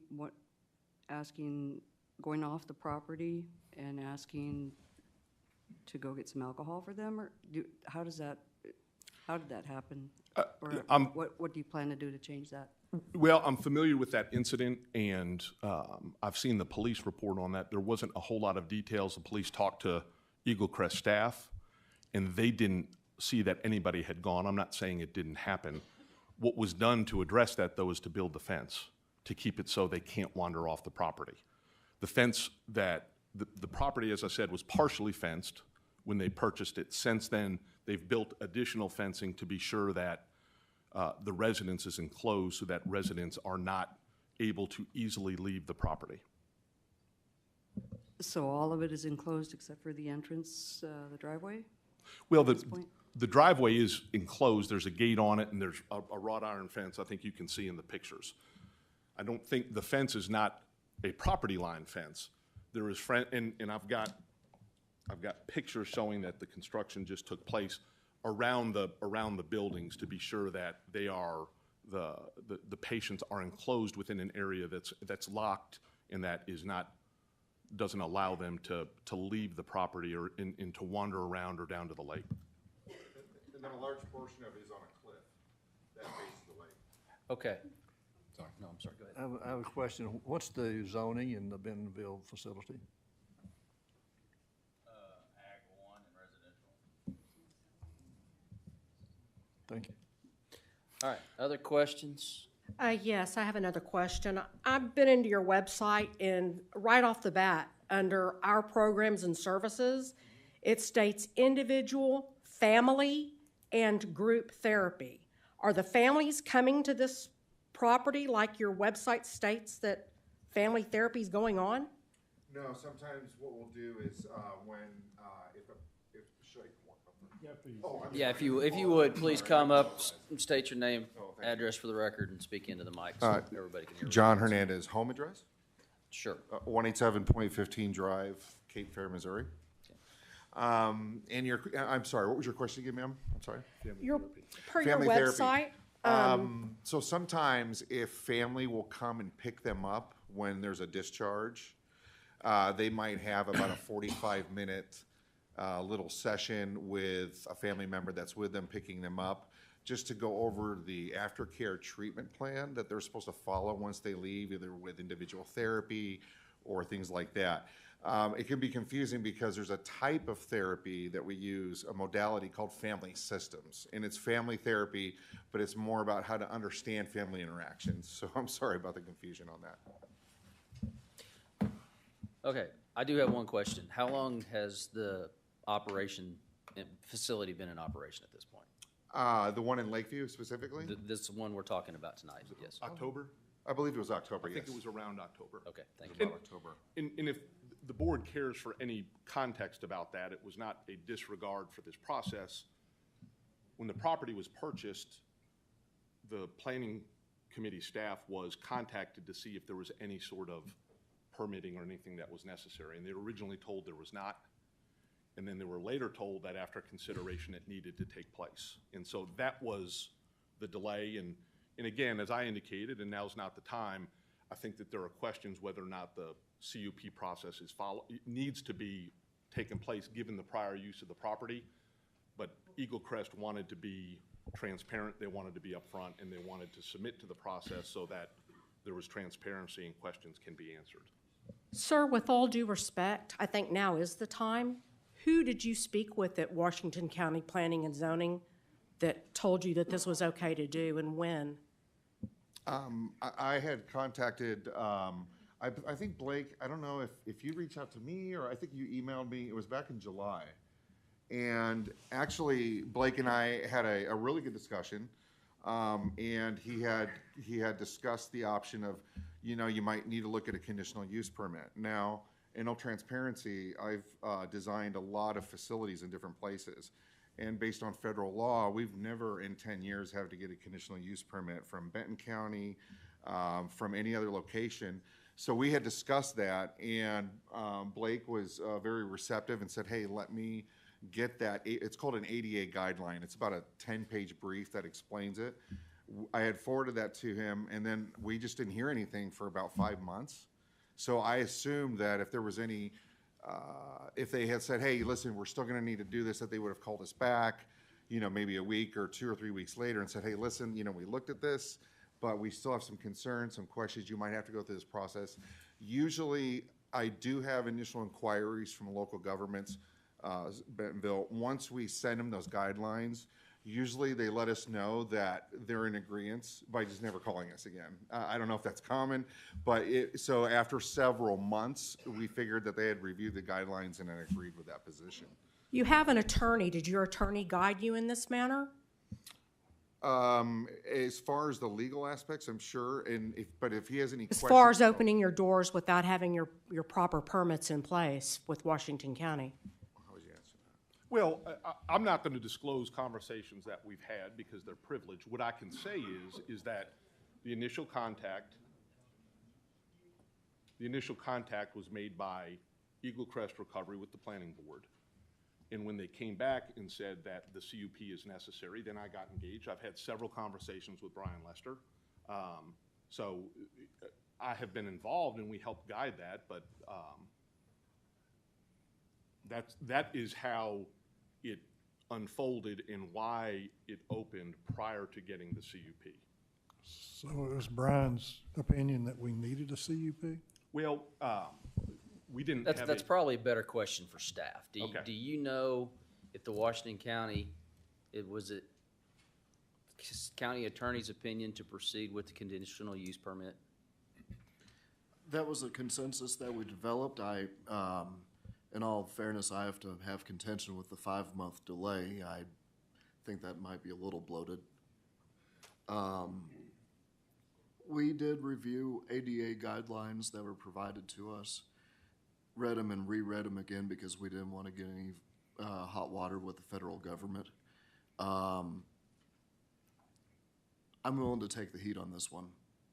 And that's not where I'm going. I wish the county attorney was here because I would like to hear. The discussion was, the misunderstanding was it's going to be like a residential facility, and then like we discovered it's going to be a residential facility for that purpose, and it's for profit, and at that point it's a commercial use. Okay, so somewhere throughout the process, city staff. There was a disconnect. Sorry, county staff decided the conditional use was the proper. There was some sausage making and mistake happened. That's fine. And I mentioned, not suggesting Mr. Chapman did anything wrong, that Brian did anything wrong. I just want to let you know, this was not a decision to thumb our nose at the process and move forward. There were discussions. I think there may have been a misunderstanding about the nature of the facility. And I think when they thought about it more, they came back to us and said that the CUP is a preferable way to go. rather than us continuing on and either there's a cease and desist or there's some other litigation that was filed. And so when it was suggested and recommended and said that they would prefer for this process to take place, we agreed to do it. Okay, thank you. Other questions? Okay, appreciate it. We'll Thank you. get you guys re-engaged on that. All right, I'm going to open it up for public comment. Again, please remember, as an individual, you have 3 minutes to speak. If you're speaking for a group, you have 10. So we'll open it up to public comment at this point. Anybody that'd like to speak, please feel free to do so. Please state your name and address for the record.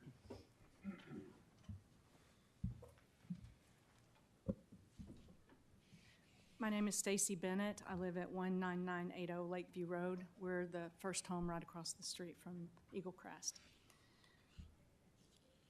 When I sold my Springdale home last January, I have been waiting for years to move to the lake, to this lake house.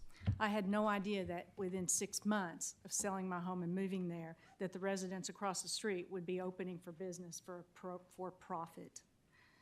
Had I known this, I probably wouldn't have sold my home. But I'm no different from the approximately 70 homes down in that cove who chose to purchase residential property based on a very specific set of criteria. On June 6th, 2 Eagle Crest Recovery staff members inadvertently made Mary McKinney aware of the sale and intent of use for 19965 Lakeview Road. Eagle Crest website confirmed their comments, Lakeside campus opening soon, and had an aerial view of this home. In this week, June 6th through 10th, Mary McKinney spoke with both the buyer and the seller's real estate agent. Both informed her that approval of a cup was listed in the contract as a contingency for purchase. Eagle Crest CEO John Hernandez contacted McKinney by phone. She emphasized to him her expectation that Eagle Crest would follow proper protocol and obtain cup approval. McKinney called the Washington County Planning Department to see if they were aware of the intention for the property and asked that Eagle Crest be informed that they were not exempt from county zoning ordinances and must submit a cup. This all happened in a 4-day period in June. The property closed July 15th, and the Eagle Crest website was updated to coming in September. In September and October, numerous residents of War Eagle Cove engaged via phone, letter, or email to our appropriate community officials to identify and express concerns regarding the commercial business entering our residential community. If anything, we were told we are aware and there's nothing to be done until the cup is submitted. The Washington County Planner did confirm that Eagle Crest was aware that the Planning Commission expected to receive its cup submit by the September deadline. This was after the faux pas that was just discussed. Eagle Crest did not submit the cup, but they did move in and they began operations October 3rd. If anyone in this room reached out to a county official via phone, email, or letter requesting help or action be taken, please stand up at this time.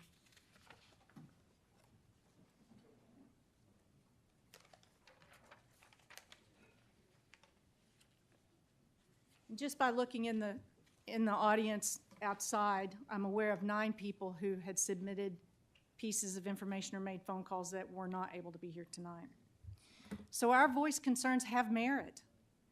The concerns you're going to hear from our residents tonight all lead back to community safety and well-being.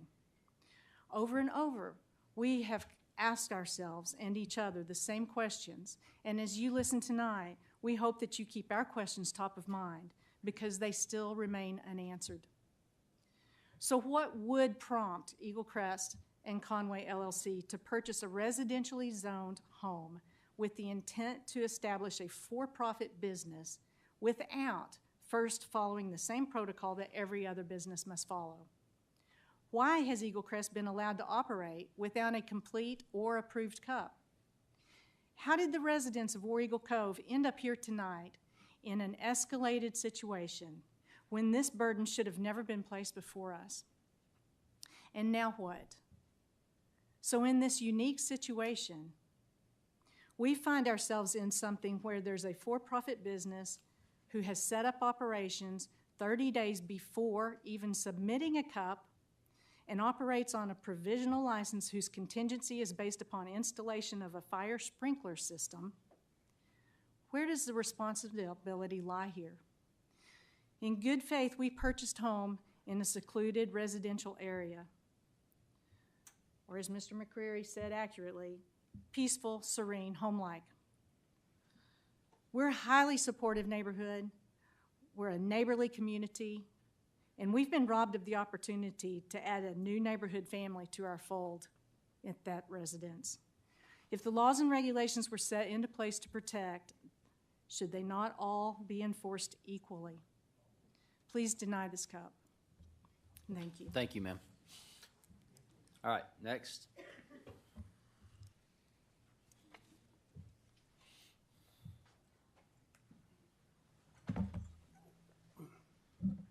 William Monk, 22470 East War Eagle Road, War Eagle Subdivision. I'm a former water distribution specialist for Little Rock Municipal Water Works.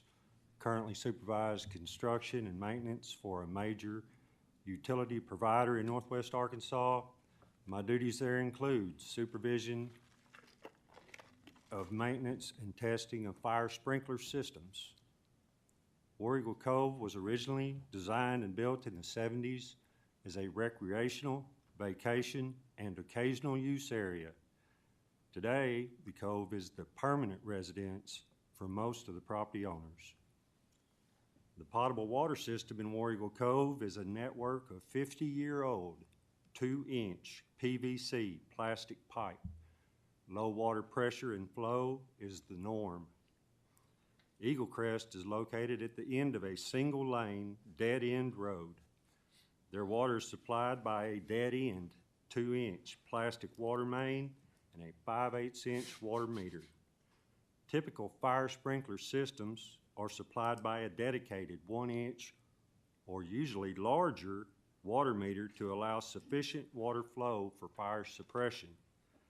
Before a sprinkler system can be installed, the water system must be tested for flow and pressure by a licensed hydro engineer to establish capacity for fire suppression. Referencing line 11 under Springdale Water Utilities in your staff report, quote, capacity in this area is very limited, whereby maximum meter sizing has been limited to individual 5/8-inch meter sets per tract, unquote. That meaning no additional meter set will be allowed, and proper meter sizing for fire suppression will also not be allowed without first providing a detailed water system analysis by a licensed engineer and attaining approval in writing from the engineering director of Springdale Water Utilities. The provisional DHS license for Eagle Crest expires on February 29, 2023. Renewal is contingent upon installation, certification, and proper operation of a fire sprinkler system by that date. Fire danger from inadequate water system potentially puts all community residents, including clients and staff of Eagle Crest, in danger, as was witnessed this past Christmas Day when one of our neighbors sustained a total structural loss of their home due to fire. There are no fire hydrants in War Eagle Cove due to lack of capacity of the system. The nearest fire hydrant is 1.9 miles away from Eagle Crest. The home that was a total loss on Christmas Day was approximately half that distance from the hydrant and the volunteer fire department. That fire also had our entire neighborhood, the one and only entry into our neighborhood, completely blocked for 4 hours on Christmas Day. Thank you. Thank you. Appreciate it, sir.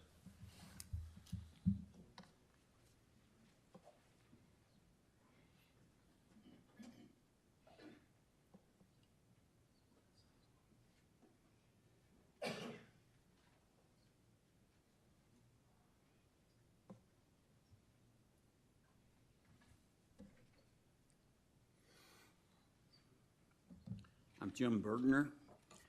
I live at 22657 West War Eagle Road in the War Eagle community. I've owned my property for 45 years.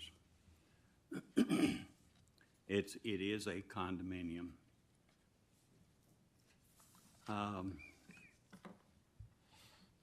My concern is with the septic system. The septic system was put in back during the 90s, late 90s, when the main house over there was built. And the main house consists of 3 or 4 bedrooms, as well as kitchen and et cetera, what you would expect. And then the second owner, after the house was built, excuse me, came in there and built a cabin and a duplex, primarily for their ailing parents. But unfortunately, their ailing parents passed away before the property was completed.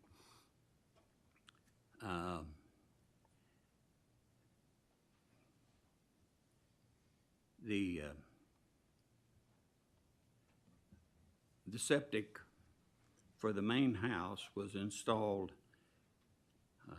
before the records were required by the county. My estimate is that the original house was built, there was an original house before the current house, but that original house was built in the 60s. However, the owners of the property between September 2007 and December 2006, Dee and Ann Hennessy built the side-by-side cabin, as I said a moment ago, for their their parents. Collectively, the main house and the cabin and duplex have 5.5 bathrooms, 3 kitchens, 3 dishwashers, 3 clothes washing facilities. And at the time, the Hennessy's owned the property, a total of 7 bedrooms, 3 main and 2 2-bedroom condominiums. According to the Hennessy's, the cabin and lodge sewer lines were tied into the septic tank for the main house. The Hennessy's noted that during the construction of the adjacent cabin and duplex in 2008, the Washington County Building Commission brought to their attention that the existing system, that septic system, was not sufficient to handle the additional kitchens, bathrooms, and washing machines. After signing an affidavit stating that the cabin and the lodge, so to speak, were for only occasional use by their friends and family for vacation facilities. At the time, they did not receive a copy of the signed waiver, though would be on file in the county records, we assume. The Hennessy's shared that they did encounter septic issues backing up, both in the guest houses and their own house. The septic system was proven to be overburdened with only the single-family home, so without the additionals of guest facilities. 24/7 utilization of the current system, accommodating the occupancy and the staffing as required, but most definitely will cause the system to be definitely overburdened. As I'm sure most of us realize, overburdening septic system will cause contamination to the soil. The lakefront property is situated only merely a few feet from everyone in this room's shared drinking source, being Beaver Lake. So none of us want to have that valuable piece of drinking water affected with any facility.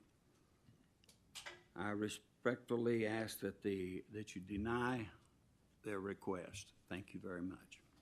Thank you, Mr. Berger.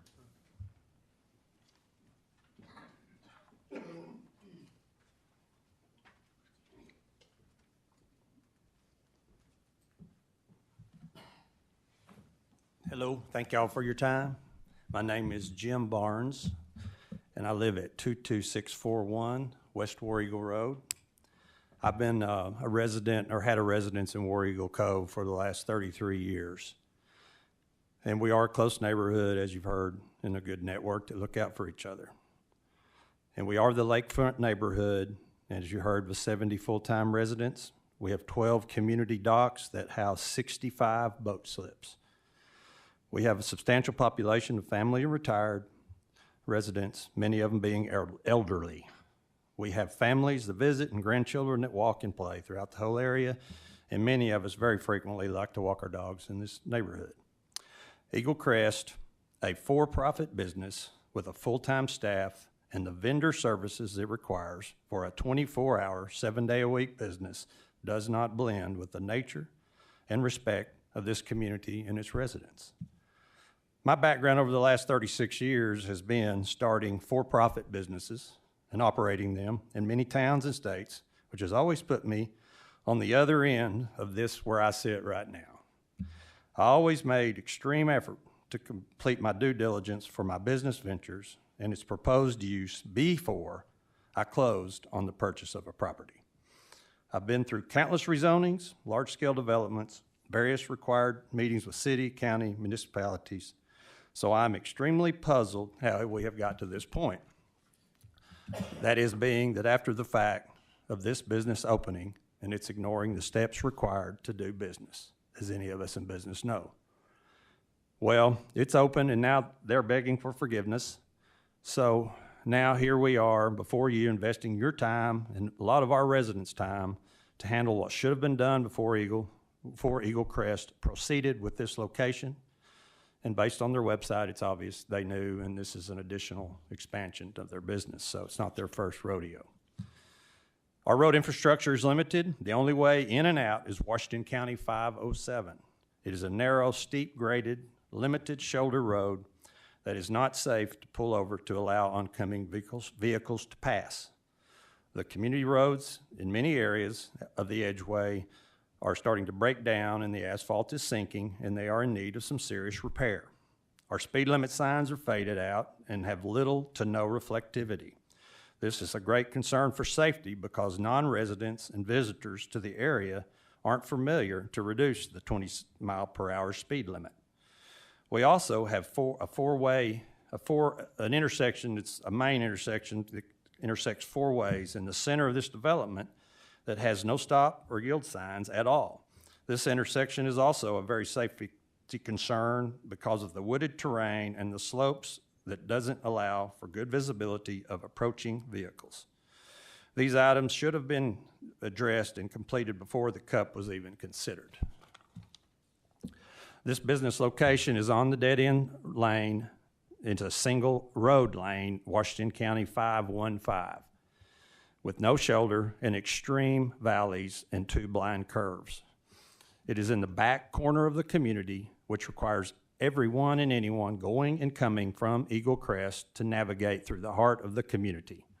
So the addition of this 24/7 days a week commercial for-profit business is a concern for the added traffic of staff, clients, vendor trucks, and all related items that organically happen with this type of for-profit business.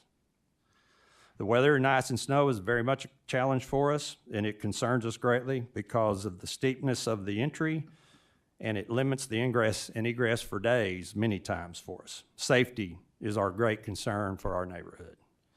So in light of the nature of all of this and the location this business has chosen in the development of War Eagle Cove, we request that the commission not allow this permit. I want to thank you so much for your time and thank y'all very much for your service to our county. Thank you, sir. Appreciate it.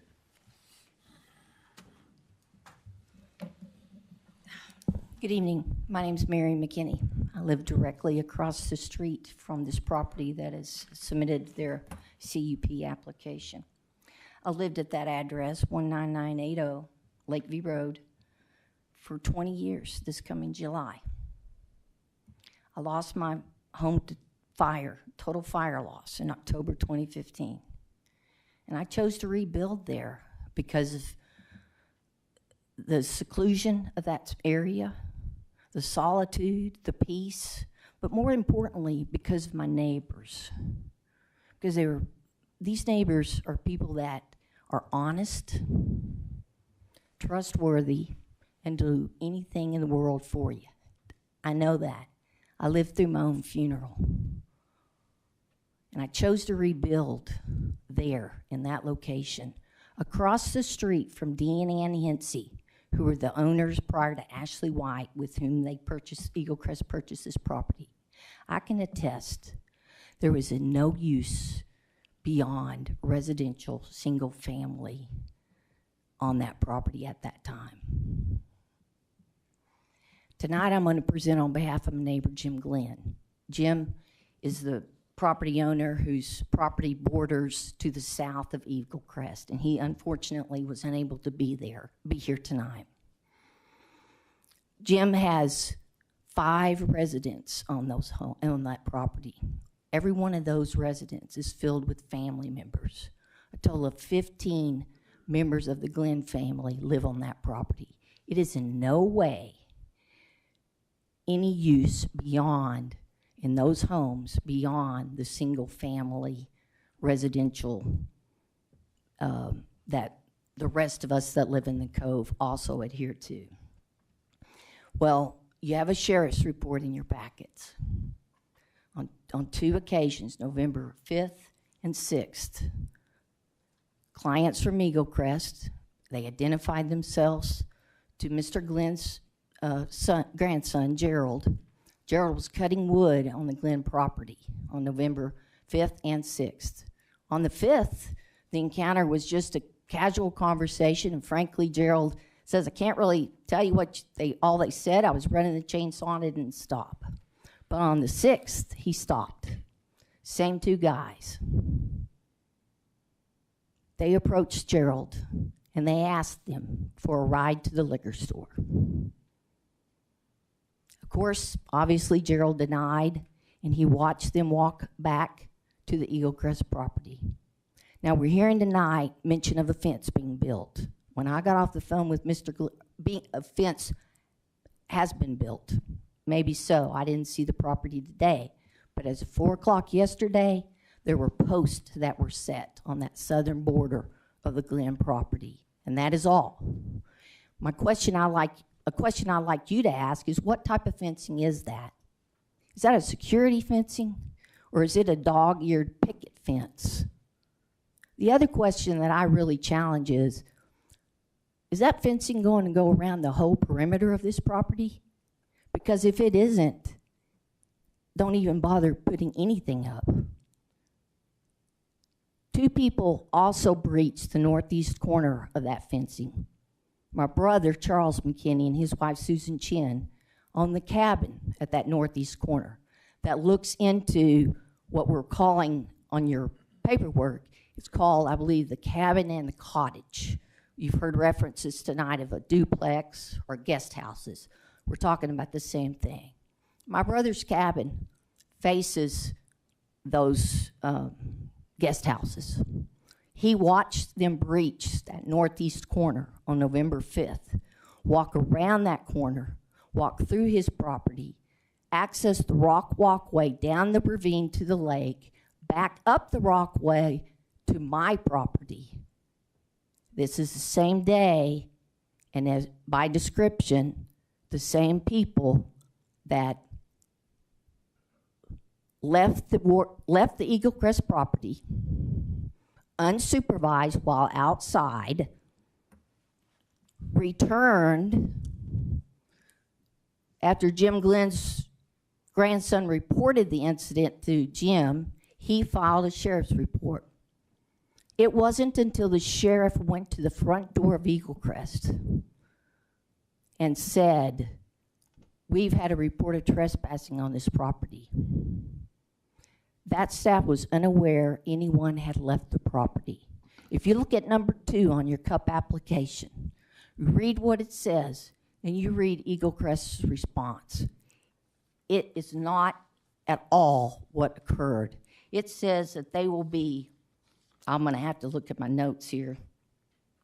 I need to ask you to wrap it up, too. Okay, We're I well will. beyond the 3 All right. minute point. Well, I ask you to look at number 2, and look at their response, because that indeed is not what occurred. Now, for 35 plus years, my career has centered around organizations that have a mission to do good things for people, to improve quality of life for people. I am all about it. And it is a beautiful, beautiful piece of property for this to take place on. But not in the middle of a residentially zoned area. It's not compatible with our neighborhood. It puts us at great risk, our health and our safety. And it's simply not compatible. And I do want to say that the front gate, the secured front gate, has been left open since December 24th and not closed. Ma'am, again, I'm going to have to ask you to wrap it up. We're well past the 3 minutes, and there's a lot of people wanting to speak. Okay, I understand. I appreciate you hearing what I had to say tonight. Thank you very much. Thank you, ma'am. Appreciate it very much. Yes, sir. Come on.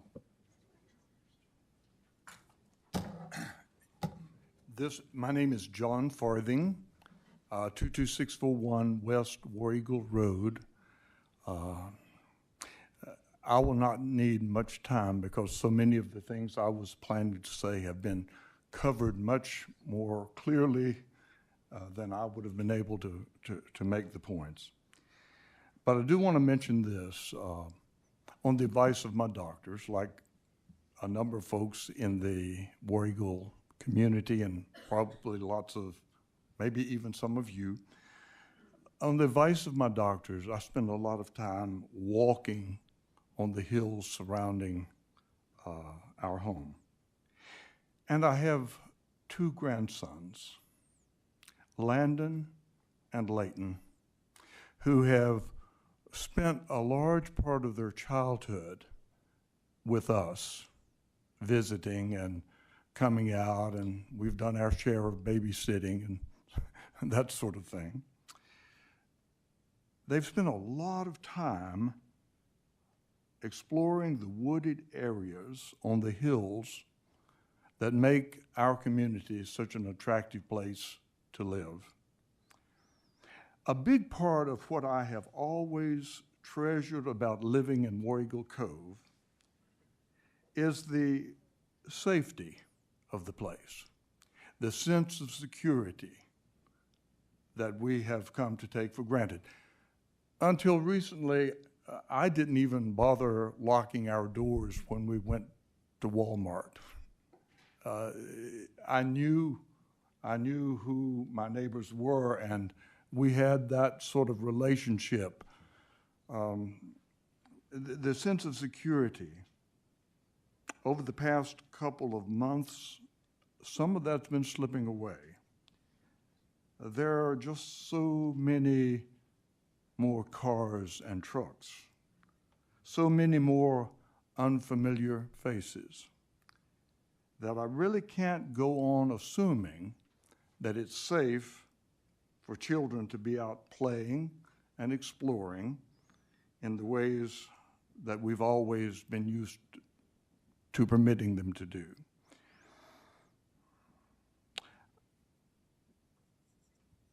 I have noticed increased traffic when I'm walking. I had one incident in which on January the 6th, as my wife Norma and I were returning from Fayetteville, we began our descent down that long road that leads finally to the cove. It's a steep hill, and was confronted by, this is the first time this has ever happened to me, by the way, in all the 11 years I have lived there, confronted by a truck that was barging up the road out of War Eagle Cove at a high rate of speed and with the high beams on, the lights on high beam. And we were forced off the asphalt onto the shoulder. And my wife was terrified for her life. I was frightened too, but I was most concerned because of the effect that it had on my wife, Norma. I just want to say to you that the intrusion, these are changes that have begun happening with greater frequency over the last 3, 4, 4.5 months in my experience. The intrusion of Eagle Crest into our community, I believe, puts at risk much of what makes it such a special place for children, for the elderly, indeed for all of us who call it home. And that's why I respectfully request that you vote no on War Eagle's application for conditional use permit. And I thank you for your time. Thank you, sir. Appreciate it.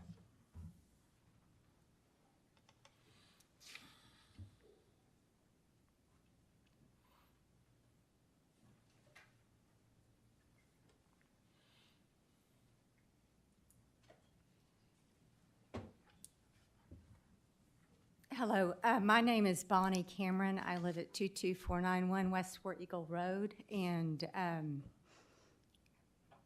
it's hard for me to speak in public. I'm sorry. Anyway, I have volunteered for more than 20 years to help families cope with family members who are addicted to alcohol and drugs. So I'm very grateful for rehab centers for what they do for people. However, I also know that people that have addictions will do anything within their power, including violence, to get the drug or alcohol that they want. They'll go to any length. And that's very frightening to me. And since War Eagle or Eagle Crest has been in operation, we have installed cameras. I won't walk without pepper spray. And I know a lot of us are very afraid right now living in that community with the patients coming and going from the facility. I hope that you would deny their ability to function in our neighborhood. Thank you. Thank you, ma'am.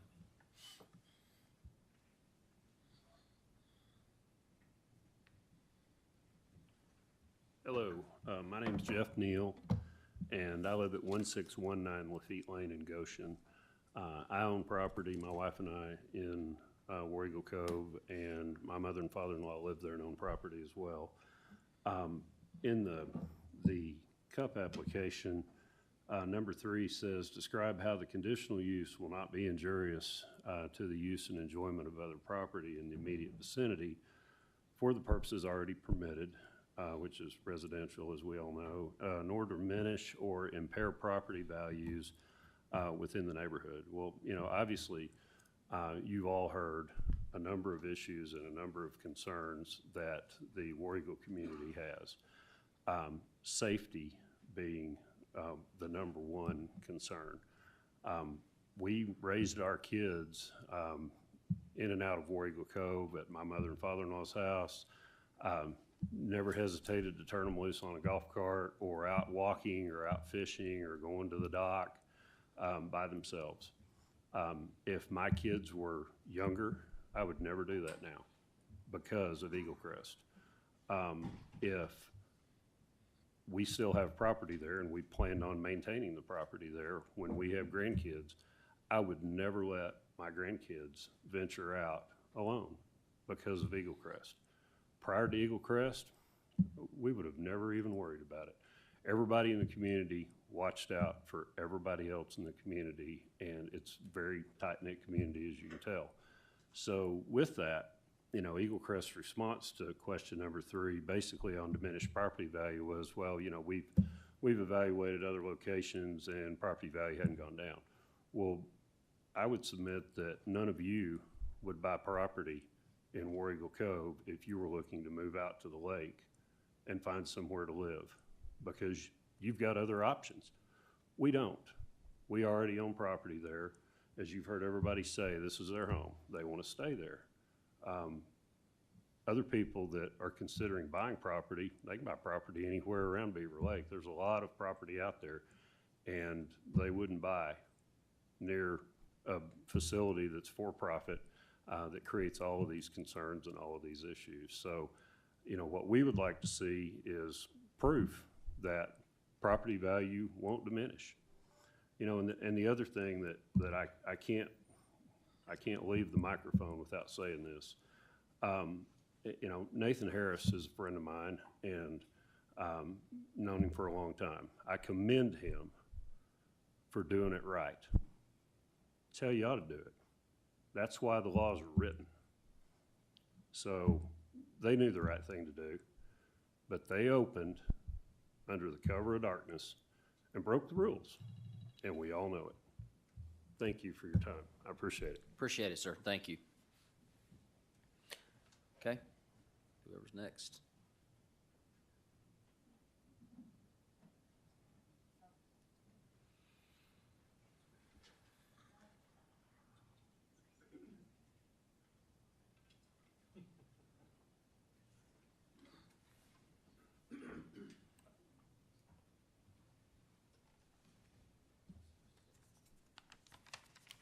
You can see how neighborly we are. We're so nice to each other.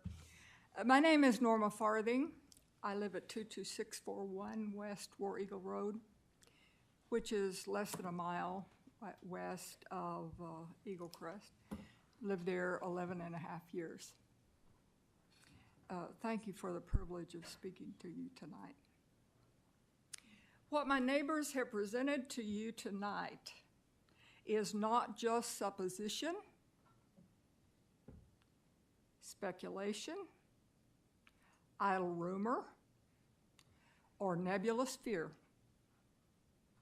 Rather, they have offered hard, data-driven facts based upon careful research and their own long experience of having lived in War Eagle Cove. The evidence here can be summarized in one sentence.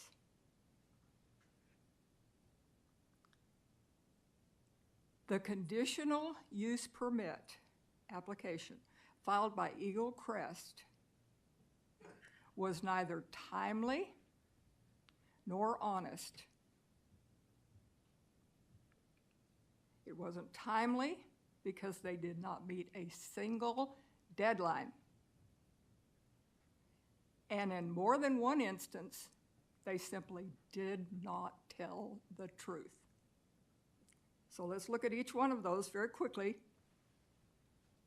Although Eagle Crest opened for business on October 3rd, the CUP was not submitted until November the 2nd.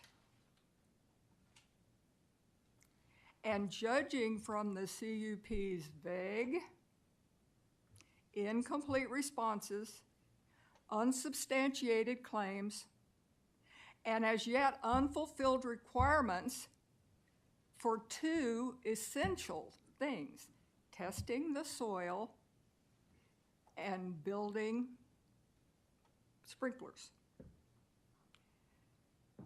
This is an obvious intentional plan on the part of Eagle Crest to bypass both their legal and moral responsibilities, not only to the residents of War Eagle Cove, us, but also to their clients and to this body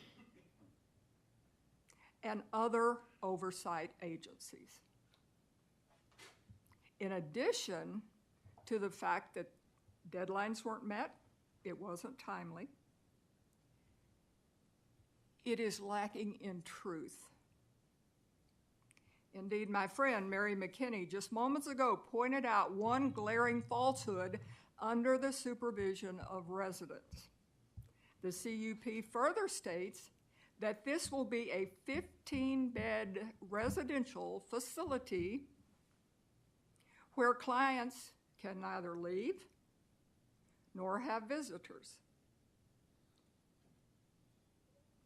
There will not be increased traffic. However, as you've just heard, strange faces in unfamiliar vehicles have created surreal traffic conditions, congestions out there on that narrow, one-lane road, the only way in and out of War Eagle Cove. In short, it simply isn't safe to drive anymore. Therefore, on behalf of the residents of War Eagle Cove, I respectfully ask that the Planning Board deny War Eagle's Eagle Crest CUP application, and that the Washington County Attorney immediately issue an Eagle Crest to Eagle Crest a cease and desist letter regarding the same. Okay. Thank you very much. Thank you. Appreciate it very much.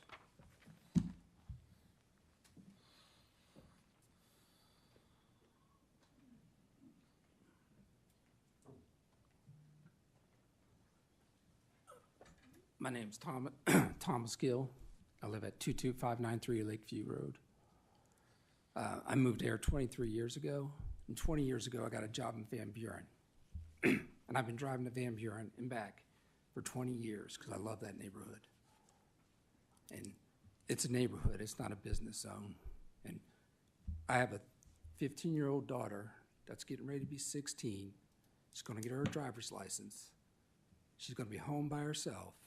And I have a facility who's already had clients roam around. You're going to have 15 clients to 2 people watching them. I just Googled online what the success rate is for rehab, and it's 30%. So 70% of those people, theoretically, are going to go back to whatever drugs or alcohol. You have a business that came in, doesn't appear to be in good faith, and how can I ever trust them? Thank you. Appreciate it, sir. Thank you. Okay, anybody else want to make public comment regarding this?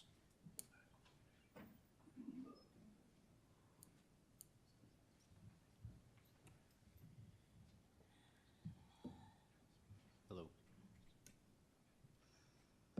Good evening. I sent a letter to you all. If you would, I'm sorry, please state your name and address for the record. I'm sorry. My name That's is Tina Lockwood. I live at 22657 Lakeview Road. Thank you. And I sent y'all a letter back in October, I believe it was. But I know there are a couple people on this board that are new and didn't receive my letter, so I want to read it. To those here in attendance and the board here, good evening. I'm going to address the commission tonight about safety here in the Cove. We call it the Cove. Broadly, our safety has been compromised on quite a few levels, including but not limited to increased traffic, speeding, and trespassing. On October 14th, 2022, at approximately 3:30 to 4 p.m., I was picking up my 87-year-old neighbor, whose property is adjacent to Eagle Crest.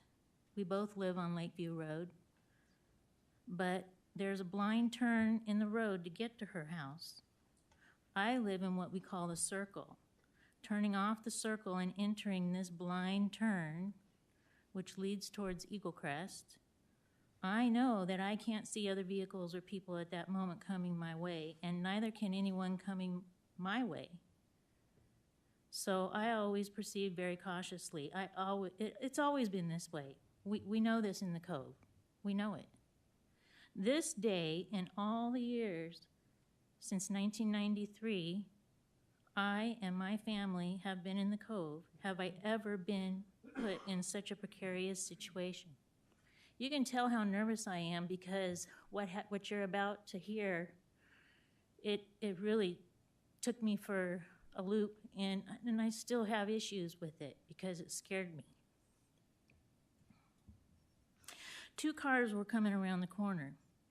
Now, I'm at the point of drop-off here on this 1-lane road. This is where the road sits above a drainage gulch, which drops off on both sides for quite a few feet. If you were to run off the road or be pushed off the road at this point, you will end up having to be rescued by the fire department.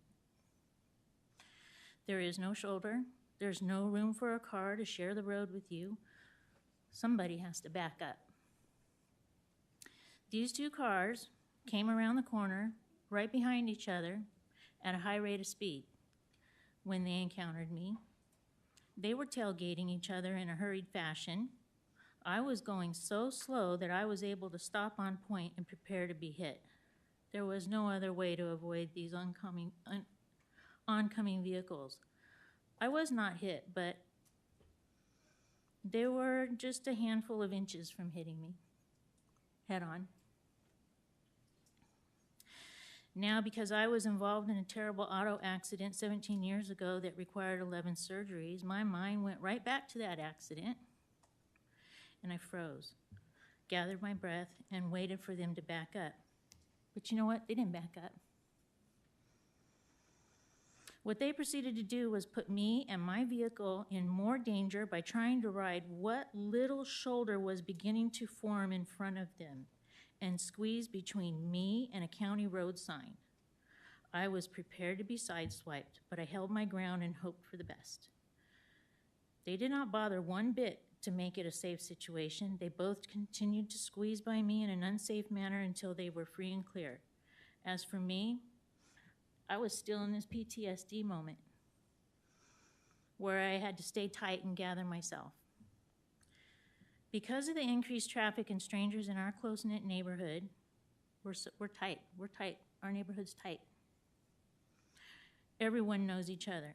Multi-generations of family have made this place their home, where everyone knows everyone's kids and grandkids, where the entire neighborhood has a vested interest in a quiet, serene, blissful way of life, the Cove life, and genuinely knows each and every household in the Cove. We've had to install quite a bit of security now, live cloud-based security cameras and no trespassing signs. This isn't Cove life. Where in a sense, we now feel locked down. It's ironic, isn't it? The ones who are not residents are roaming our neighborhood on foot and in vehicles in a non-safe and criminal manner, pushing the bona fide residents and homeowners into precarious situations and or intimidating them by trespassing. Food and supply trucks coming down the hill at a high rate of speed with no intention of stopping or slowing down to yield a safe manner. The roads are washing out. We have no shoulders in the hill area. But what is it now, 10 to 15 patients plus staff are there right now? But I heard maybe potentially 40 if they get their way to progress further.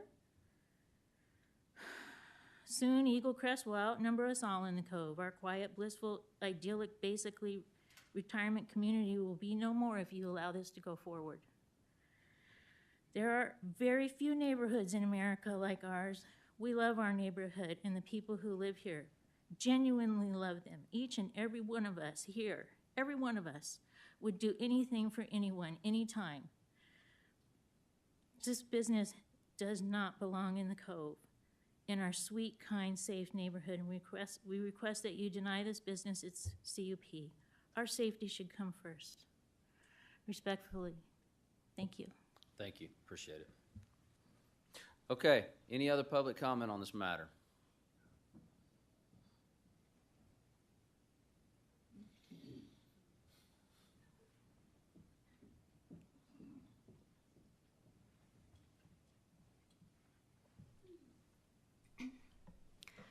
Hello, my name is Sarah Moore. I'm the Executive Director of the Arkansas Justice Reform Coalition, and I'm also a Washington County resident. If you would, please state your address for the record. Okay, I live in Fayetteville, Arkansas. Okay, can we have a physical address for the record? Sure, 400 West Patricia Lane. Thank you, ma'am. Yes. I appreciate being able to address your body tonight, and I sympathize with the concerns that have been brought up by the residents. I've also followed county government very detailed for the last several years in the planning process and the lack of zoning that we have within the county. And so we often find ourselves in the CUP process. I think that the attorney brought up valid points that we really should consider, and I'm asking for you to approve this CUP. I'm very concerned as a resident in Washington County of the compounding attorney fees and the court and litigation that happens whenever we find ourselves having to defend ourselves in court and have these overturned when we say no to CUPs of this nature. It was mentioned by this attorney that this is a protected class of citizens. I have lots of concerns about the legality of telling certain individuals that they're not welcome in a certain area of our county. And I also want to bring up, there were concerns about safety. And again, validly, we need to be good neighbors. We need to obey the rules of the land around us. And I think that this facility can probably address that, and there are probably some conditions that need to be addressed. I'm concerned about any development that has septic systems by my drinking water that happens, to be for the region across Northwest Arkansas. But we are a growing population. We're going to continue to be a place that people seek out. Unfortunately, drug and alcohol addiction is a health concern and a disease within our communities. It's actually more unsafe in our communities when it's left untreated. And also a fact that many people maybe don't know, if you haven't run into this, is that we actually have less treatment options available now than we did several years ago before the pandemic started. And so families are really struggling for places that actually can have healing and restoration.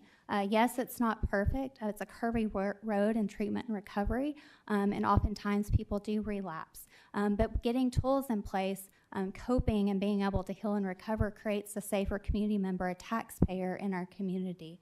And so again, I sympathize with the residents, but I will tell you, 4 in 10 individuals are dealing with an illegal substance abuse situation. And that means in their own neighborhood, within their community, folks are probably struggling with this.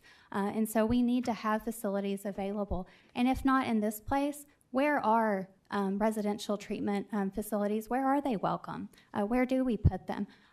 Places of healing and restoration that help to address trauma are needed, where there's meditative space and natural areas to create well-being. And so I ask for you to really consider the concerns and to put in and make sure there's a neighborly approach to this, but that we think about the fact that we need these services and we need to be able to create healing and restoration and to make sure that we're not overstepping the rights of those individuals in our community. So please approve the CUP. Thank you.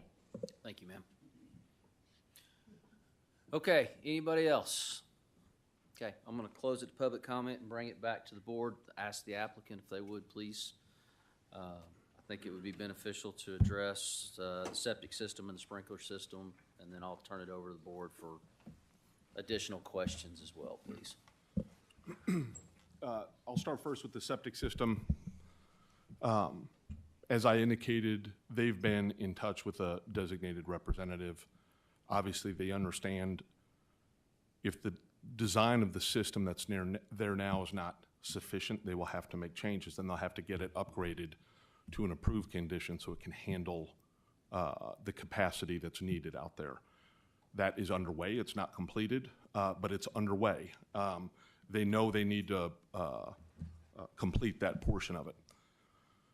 With respect to the sprinkler system, the short answer, it has been inspected. It's been inspected by the fire inspector in Little Rock. It's been inspected by the Nob Hill fire chief.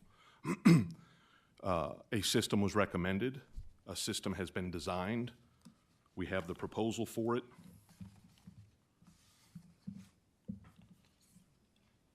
Right here. That has been approved by the fire authorities. And once this is allowed to go forward, the sprinkler system will be put in. So the notion that it hasn't been inspected or approved or thought about is just not true. We have a system that meets the fire code that has been approved by the fire authorities, and it will be put in place. I also want to address briefly concerns about safety and the road conditions. Yes, the road is narrow up there. There's no doubt about that. But the county has received comments from the road department, and they didn't issue any cautionary tale like this shouldn't go in because of the increased traffic. Similarly with Springdale Water Utilities and water pressure. They've looked at it and commented as well and did not raise any of the concerns that you heard tonight by the residents. We certainly understand their concerns, but the authorities that have the expertise in this have looked at it as well, and we're prepared to meet any of the requirements or conditions they put in place.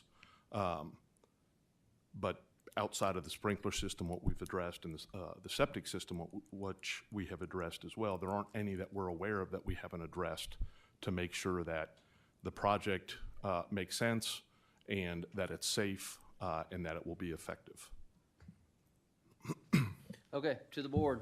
Oh, and did somebody have a question about a fence? Can you show the pictures of the fence real quick? So this was completed about If you would speak into the microphone, I'm just sorry. so everybody. Did you can want me hear to what you're pass these around? This was the fence that was completed about, I'd say about 4 o'clock this afternoon it was done. The posts were laid yesterday, but they worked very early and got it all completed today. And I don't know if you guys wanted to see the pictures of that. If you want, like, I can pass them around for you if Mr. you want. Hernandez, if you email me this and the sprinklers, and Sure. I will add them to the staff report. Okay, thank you.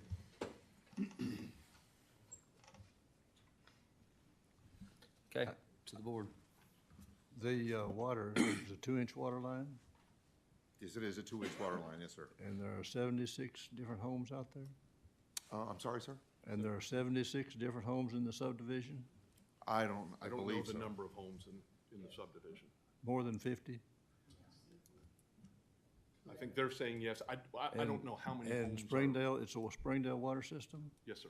Yeah, the fire department had called the Springdale Water Authority to check on the pipes, and that's what they told us, it was 2 inches. And there's no fire hydrants? Do we have a fire hydrant? I don't believe so. Something don't add up to me. I just don't get it. A 2-inch water line,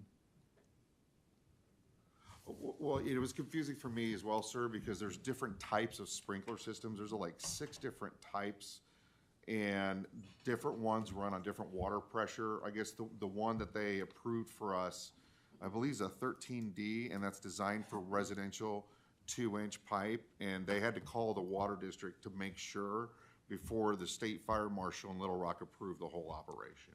That's just what I know. are you telling me the whole subdivision only has a 2-inch water line? No, I'm just saying there's a 2-inch water line coming to our property. That's all I know. It still don't add up. 2-inch water line doesn't feed over a dozen houses. Mr. Helm, I understand. I wish I could provide more answers. What we did is that we were told to design a system that met NFPA 13D requirements. That was from the state fire inspector as well as Gary Hull, who's the Nob Hill Fire Chief. That's the design that we got. We have a bid for it, and we're prepared to install it. So, and again, I don't think that there were any comments received by staff in response to it that indicated that that wasn't correct. Well, I'm just reflecting on my experience, and I've done several subdivisions, and you don't do any subdivision without a 6-inch line and that's of that size, or an 8-inch line, I'm not certain. Here. I'm Chris Conway.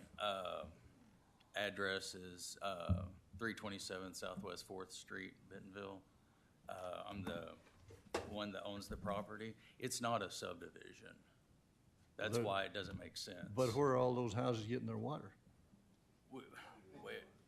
I mean, you've got a road that goes and it's like houses and they're all different parcels, but it's not an actual subdivision. Well, I don't understand why somebody is getting a permit on a 2-inch water line when there are that many homes on the line. I don't get it. So bring it back to staff. We have reviews on the water by engineering. We have comments by Springdale Water Authority. We have comments by the fire department, correct? Correct. Okay. How come I don't believe that? I don't know. Well, if you've got a 2-inch water line running out there, you're not gonna get the fire department to approve it, and you're not gonna get the water department to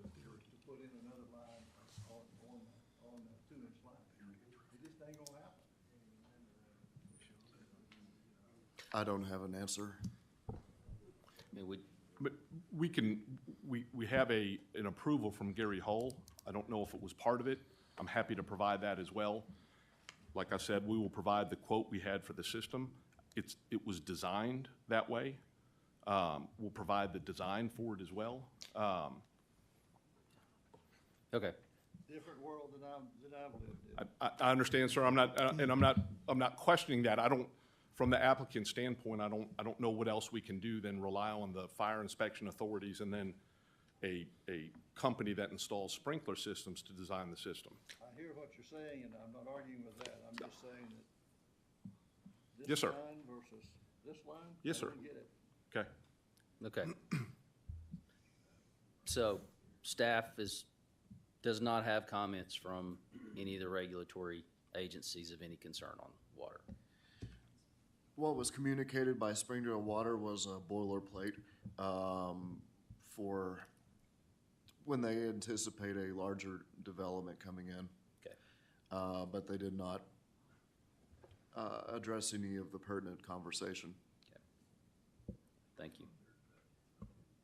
All right, other questions? I've got a couple, some for Blake and some for the applicants.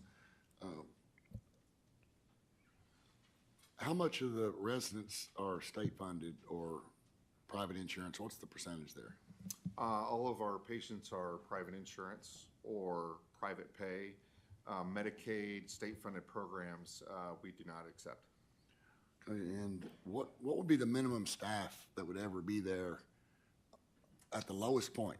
Nights, weekends, holidays, what are the minimum number of people that you would be employed to supervise up to the 15 residents? Our minimum shift would be from 10:30 p.m. Well, the quantity of people. Right, from 10:30 to p.m. till about 7 a.m. we have 2. We could add 3, but right now we have 2. All right, so 2, even on like a Christmas holiday, if one of them's sick, Right. you got a backup? I spend the Christmases and New Year's there myself. So, I can imagine. so yeah. Okay, so there could be as few as 2. 2 minimum during the day, about 5. Okay. And patients do not have their vehicles. They're not allowed to bring their vehicles when they come into treatment. Now, does this border the lake? I mean, does it border the water line? So how do you put a fence there? There's a walkway because there was a dock there. But you put a fence all the way around it. Oh, yeah, you can there's still railing fence along the But you can cliff as still get well. over the fence, go through the water and come up and go somewhere else like they It's, do in San that Diego. cliff, it's virtually impossible. And then we did have a dock, but it's not there. If you know, it's not there anymore. And you said some fence has been added. Is that 100% fenced? Sure. So if I can visualize this really quick. So when you walk in, and by the way, the gate, we had the freeze had hit. There was a recent, December 24th, 25th, the weather had locked up some of the mechanisms on the gate. That was repaired today. It did take forever to get a qualified serviceman to get out there and work that electronic gate. Part of it is because we had to put a Nob Hill Fire Department lockbox, and that kind of also messed with the electronics, but they came and rectified that and fixed that today. So as you come in, you have a gate, and if you look to the right, we have a metal high-end gate that goes all the way to the cliff. On the left, you have kind of another ditch that goes down. Now, there's no gate along that part, but it's a kind of a gully that goes down about maybe 50, 60 feet, and then it kind of tapers off towards the end of the property where this fence goes all the way around the back of this house, all the way to where the metal gate along the lake connects. So now it's all gated, except for the gully part on the left by the driveway when you come in. And you're more than welcome to come and see it at any time. Yeah, but a highly motivated person could get out. Oh, sure. Okay. Right, Okay. exactly. And I've got some questions for the staff, if I may. Yes, sir. The LSD process, would they go through the LSD process? No, sir. Okay, so there wouldn't be a further review of septic systems? No, sir. And we rely on the county there? The county sanitarian to do the State work? Health Department, yes. And then is the Corps of Engineers involved? No. No. Not in the septic tank on the edge of the lake? They're not. Okay, that's interesting. It's like 3 stories up and back, so I think it's out of their egress. Okay. So, And then one question, just because of my newness here, is can the CEP be revoked if it doesn't comply? Yeah, so theoretically, you would make of your, a conditional use permit would be approved subject to conditions. If the applicant does not meet the conditions, then it can be revoked. Yes, sir. And I will say about septic, when I first had an experience in owning a home with a septic tank, unfortunately, I didn't know what I was doing. You can imagine what happened. Service Master made a lot of money. My whole house backed up, and I would hate to see that in our beautiful facility. So as far as septic, I have no problem adding any additional beads because I hated that personal experience myself. I'll never forget it as long as I live, so. So I'm not sure if you can see it, but this is the property here, their property, and the ones in red is the subdivision, the Cove subdivision.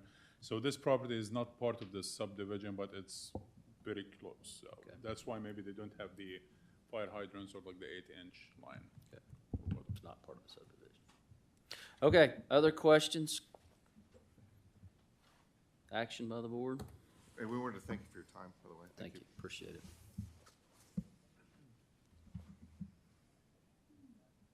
Sure.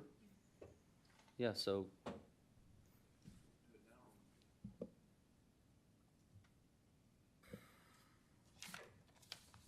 I'd like to make a motion that we deny Eagle Crest Recovery, CUP. There's a motion for denial. Is there a second? Second. Got a motion and a second. Roll call, please. Sure.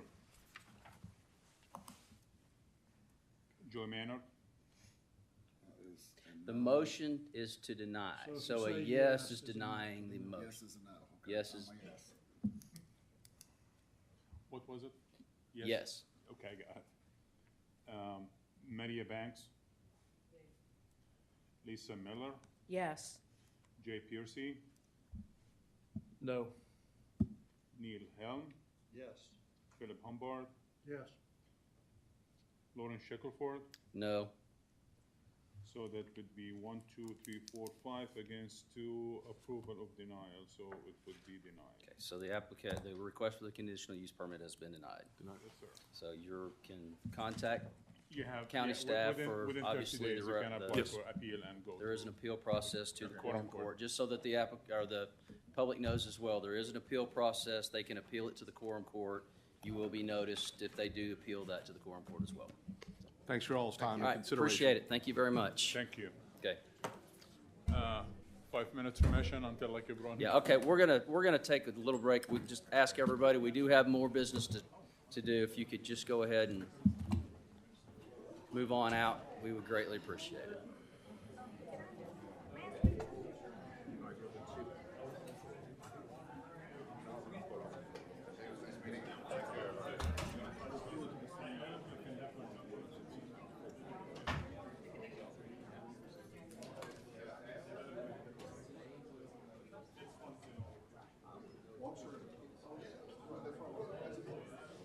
Well, hey,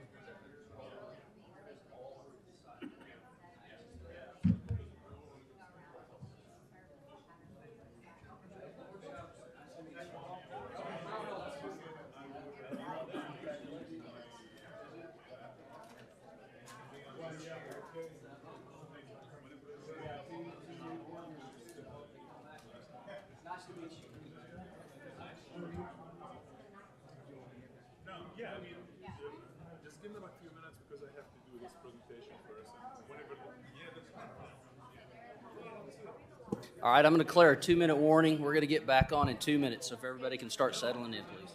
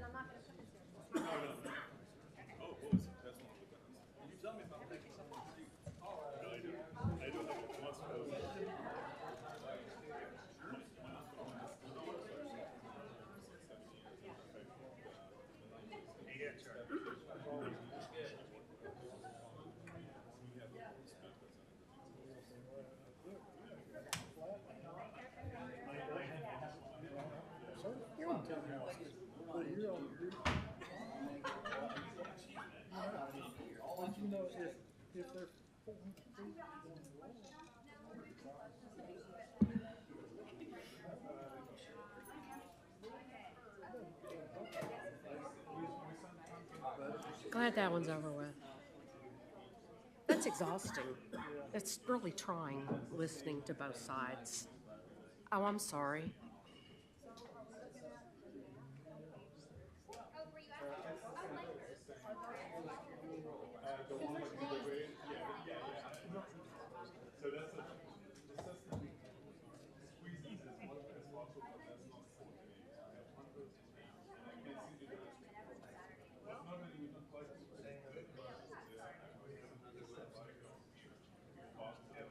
All right, let's go ahead and call the meeting back to order. I apologize for the delay. We needed a little recess. We have staff. Okay. All right, we're going to move on. We got 2 more things on the agenda tonight on land development hearings in the county. First item is Jim Garlock minor subdivision, property located section 24, township 15, range 31 in Prairie Grove. If you would give a staff report, please.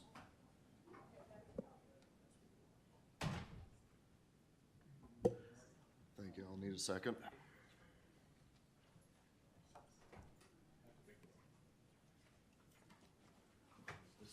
yes, sir. Yeah, absolutely. Thank you again. The Jim Garlock minor subdivision is a 4-tract split consisting of lot sizes 7.15 acre, 4.59 acre, 3 acre, and 7.29 acre. On Highway 265 east of Illinois Chapel. Planning Department received 1 phone call and objection. And Washington Water will provide water service with infrastructure upgrades provided by the developer. County has no concerns. Okay, appreciate it. I got one question to staff. All lots are, why is this here? Why could this not be approved administratively if all the lots are, is it just because of the number of splits, it's more than 4? Or is it? It's a 4-tract split. Okay. Anything greater than 3 is considered a minor subdivision? Greater than 4. So 4 is the cutoff. Anything like greater than 4 goes to a full subdivision. 4 and less, it's a minor. And sometimes we have 3, but it depends on like the acreage. So if like 2 of them less than 5 acres, even if they're 3, and like 2 of them less than 5 acres, it becomes a minor subdivision. That's what I couldn't remember. I knew there was something on size on the minor. They didn't quite meet the standard for an exemption. Okay. Which is why we're here. Okay, I appreciate it. Thank you. Sorry for the confusion. It'd be easy for them to make 3 5s and a 1. What, didn't you track the whip on them or something like that? Yes, I did. Yeah. But they didn't do it anyway. Okay, any other questions for staff? All right, if not, I'll bring it to the applicant. If you would, please state your name and address for the record and tell us about the project. James Garlock, Jim Garlock, 4548 Loftywood Drive, Fayetteville. I've owned this property since 1995. I apologize, Tim West had a medical procedure tonight. He was representing me and is more articulate than me. Basic purpose is to split the lots into 4 lots and then build in the back lot. The reason why we wanted to, that's the reason why we wanted to do it. I want to remind or highlight the fact that all lots are 3 lots, 3 acres or bigger. All lots have been tested with soil morphology by Linda Mayo and have had recommendations as positive. The frontage has Ozark Electric and Washington County Water are both on the frontage of Highway 265. It's an 8-inch pipe of water, 8-inch water line from Washington County Water, and that's on this side, the east side of 265. Traffic should not be an issue since there's no ask for any additional culverts, so it should be safe with the process of Highway 265. The lot split is in line with the county goals and the future land use. It's not chop, chop, chop and running houses back there. I want to make it a place that I want to live, and that's houses, things that I did want to put in there were no commercial uses, no poultry houses, 2,200 square foot house or bigger. Lots may not be further subdivided, and RVs are not permitted only during a month, only during the process of construction.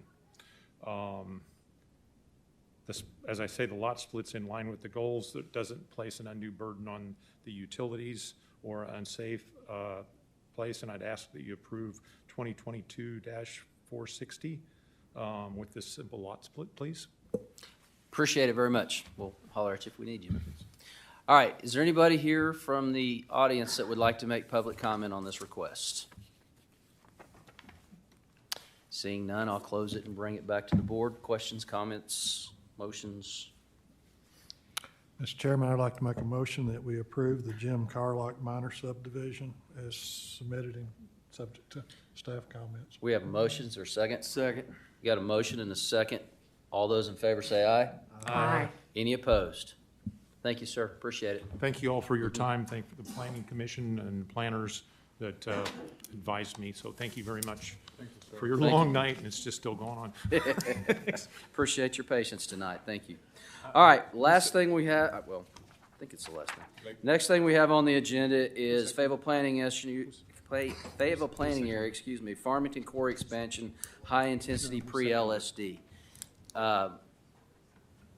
I would ask staff, so. Yes, sir. This conditional use permit came before us before, correct? Yes, sir.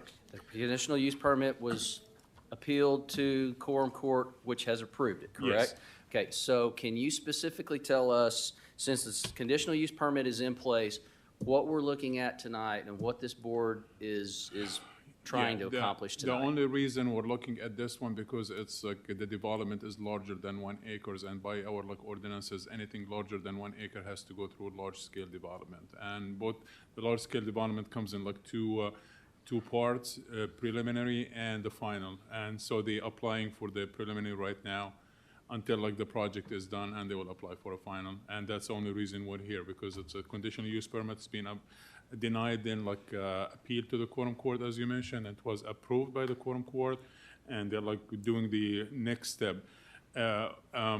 Initially, they applied concurrently the CUP and like the pre-LSD, but because like the pre-LSD was contingent on like the CUP approval, we didn't like move forward with it, so it's back. Okay. So, all right, I appreciate that. So Thank just you. wanted everybody to be aware, the conditional use permit has been approved by the Quorum Court. What we're here to do tonight is to review the plans of the large-scale development. So please, as we talk through this, keep your comments in line with the actual large-scale development as proposed and not the conditional use of the quarry, which has already been approved by the Quorum Court. All right, with that being said, I'm sorry, staff, are you done with your presentation, or you start your presentation? Right. Okay, thank you. Maybe start. The Farmington Quarry Expansion High Intensity Preliminary LSD process is sought to expand to lands north and west of the existing quarry operation, adding an additional about 107 acres to the quarry site. The existing quarry is 188 acres and consists of quarry, paved area, and structures. A 150-foot boundary, buffer is proposed around the expansion parameter. To date, planning has received at least 68 neighbor comments, all in objection. The general concerns are reduced property value, noise and dust, disruption of habitat, private gatherings, blasting affecting housing, traffic safety, and environmental concerns. The conditions planning placed are essentially identical to the CUP process as provided, that the applicant abide by ADEQ permits,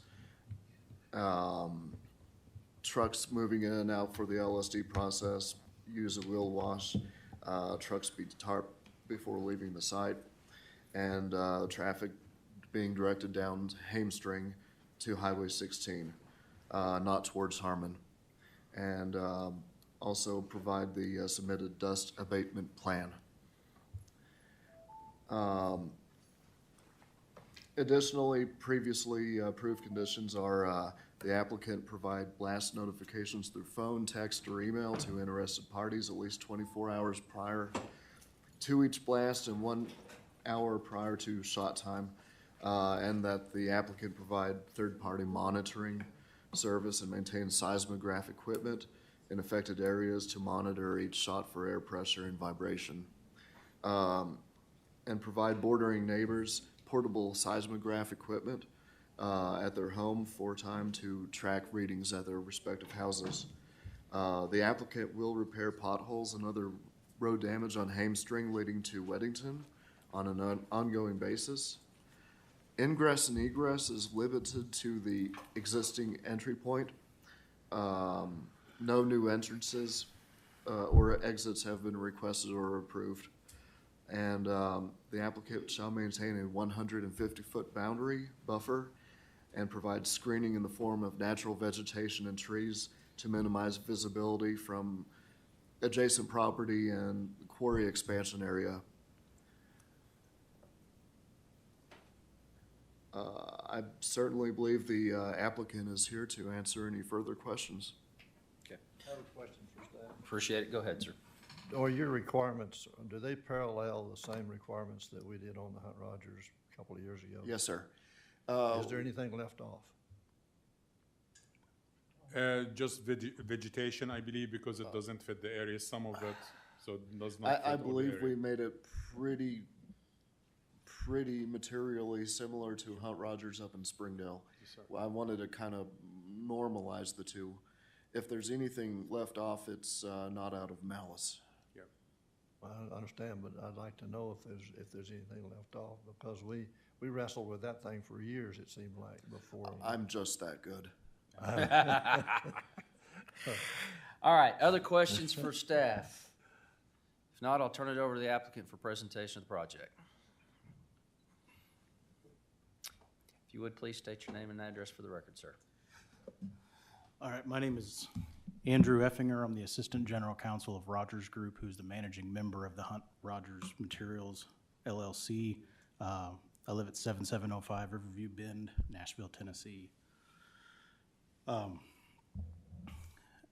the question, just right off the bat, to the Springdale conditions as compared to these conditions, one of the issues that was addressed here in front of this board back in September was that there were some discrepancies that we didn't understand that we wanted to standardize. The decision was made, or the comment was made by someone on this board that we'll let the quorum court figure that out. So upon appeal, there were 4 different conditions: the hours of operation, limits on employees and blasting, and trucks that were rationalized to match what we have at Springdale. So they are operationally the same restrictions, the same conditions. There was an issue at Springdale where we gave some land to the Beaver Water District. So those kind of conditions that were unique to that facility. But you're gonna do don't that exist. this time too, aren't you? Well, Beaver Water District was not involved in this one. I guess we're a little bit further from the lake. Yeah, so outside of those kind of unique conditions that applied uniquely to that site, they are the same. Just to remind those of you who weren't here back in September, there were 2 recusals. We received 3 votes for and 2 votes against. Unfortunately, that wasn't the 4 we needed to go forward to the quorum court. And at the quorum court, we did receive the majority. We did convince them that moving forward with the conditions sort of cloned from Springdale was the right way forward. I would remind everybody that this quarry was operating under LSD regulations before we came to do the conditional use permit. This conditional use permit expands the area that we will mine in the long term. But as to the trucks being tarped, as to the width of the approach on the road, as to our obligation to clean the road if we make a mess, as to our dust abatement plan, those have already been conditions of our operations, and we've been operating under those conditions for decades. So we think the conditions placed by the quorum court address all of these, and we look forward to moving forward from this point, and we respectfully request your approval. The reason we denied it before, if you don't mind my asking, saying so, sir, is because you weren't following the processes that we agreed with on the Hunt Rogers thing. And this has been what, 6, 8, 9 months ago when y'all were here before. I don't remember, but your neighbors were not being treated in the same form that the Hunt Rogers group and has moved to and has successfully caused to happen. And what the encouragement that we were trying to get to the point where we could understand that you were going to treat the neighbors in a similar form that they were treated, and that they would become happy as that group up there became happy. Because, you know, obviously the quorum court didn't agree with us. And you did something to make them agree with you where we had disagreed with you before. And I don't know what that was, but if you're going to truly comply and we truly get to the point where the public is being served in the same manner, then I'm comfortable, but I'm not sure that truly has happened, even though you just said it happened. Well, I'm not sure exactly how to measure that.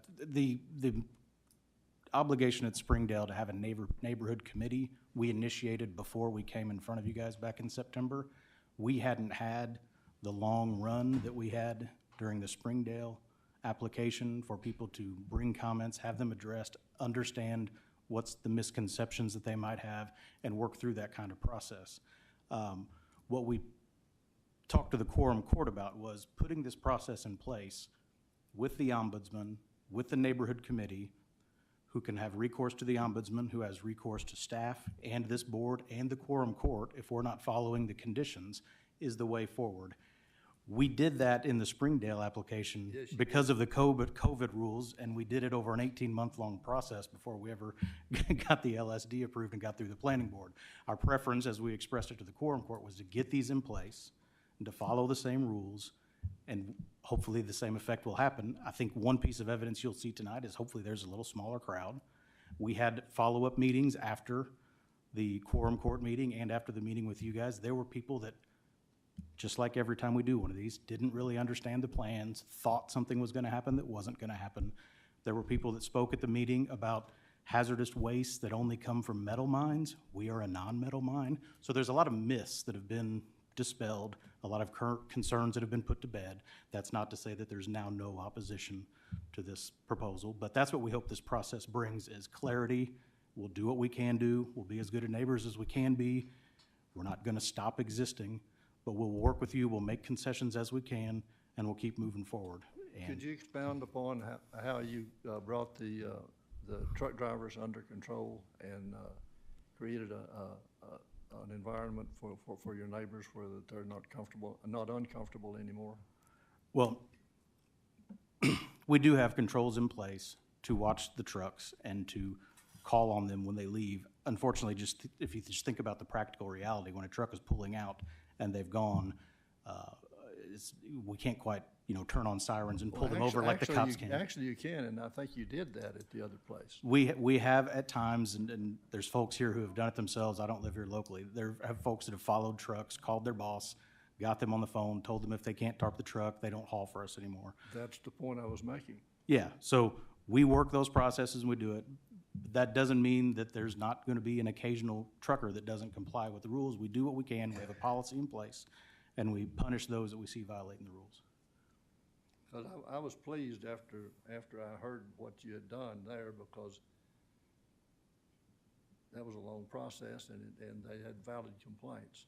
Yep. And when I heard it again on this group, it just sounded like we turned the clock back 5 years and nobody paid any attention to what we agreed on before. I understand the perspective. I think what happens in these hearings is we move across the county to the neighbors next to this other quarry who didn't care at all about what was going on at Springdale. And you heard a lot of pent-up issues that had been going on for decades all in one big meeting. And current practice and our commitment going forward didn't feel like the majority of the comments. The majority of the comments were problems that had been had in the past. Well, before we had the credibility of Mrs. Hunt too. And do we have that credibility here? This is the same organization that is part of the joint venture that operates this quarry. Okay. I'm optimistic then. Good. Okay, any other questions of the applicant at this time? One, sorry, I'm new here, guys. How, on some of the complaints, the neighbor complaints about reduced property value and the blasting affecting housing structure integrity, can you address those for me? Sure. Please? Yeah. The rules that we follow in the blasting world are rules that have been established at a federal level by decades of research, where they actually took entire homes and put them on measuring devices and shook them to figure out what causes certain damage. There's a threshold that we are required to follow, a legal limit, if you will. We target 50% of that legal limit, and we try to keep it below that. A lot of concerns with blasting that predate 2020 have been alleviated by a bunch of electronic controls and timing issues where we can design shots to be much less impactful than they were in the past. And like I said, we do target that 50% threshold. So I'm not going to tell you that you don't notice a blast when it goes off in the neighborhood, and I do know that different human beings process that and feel that different than others. So there are some people that are more sensitive to it than others. But we have committed to send out a notification so that you know it's coming to eliminate the surprise element of it. So we do the best we can to minimize the blasting effects in the neighborhood. As to property values, I believe I submitted to the record, and I can't recall, don't quote me on that. If I did not, I apologize. We have a research report that was done by a third-party economist organization that looked at several quarries around the country and actually randomly picked one of ours that we have in Nashville, Tennessee. And they did a bunch of different econometric analysis to see what the impacts on property values were in the area, and what they came up with was a lot of other things matter more. There are all kinds of different issues that affect your property, how you keep it up, the size it is relative to other places, the yard size, lot size. There were things that mattered a lot more than whether your property was near a quarry or not. And that's the best evidence we have. Okay, any other questions? All right, if not, appreciate it, sir. We'll have you back shortly. So All I'm right. going to open Thank it you for up your to time and public your comment. Again, as we've done before tonight, please limit your time to 3 minutes if you're speaking as an individual, 10 minutes if you're speaking as a group. Please remember we're talking about the actual large-scale development, not the conditional use for the quarry, which was already approved by the quorum court. It has to be here. Thank you.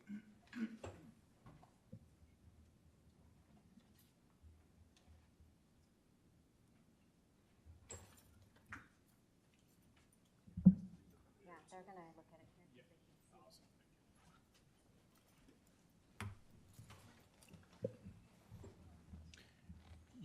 You need to bring the laptop so they can hook it up to it.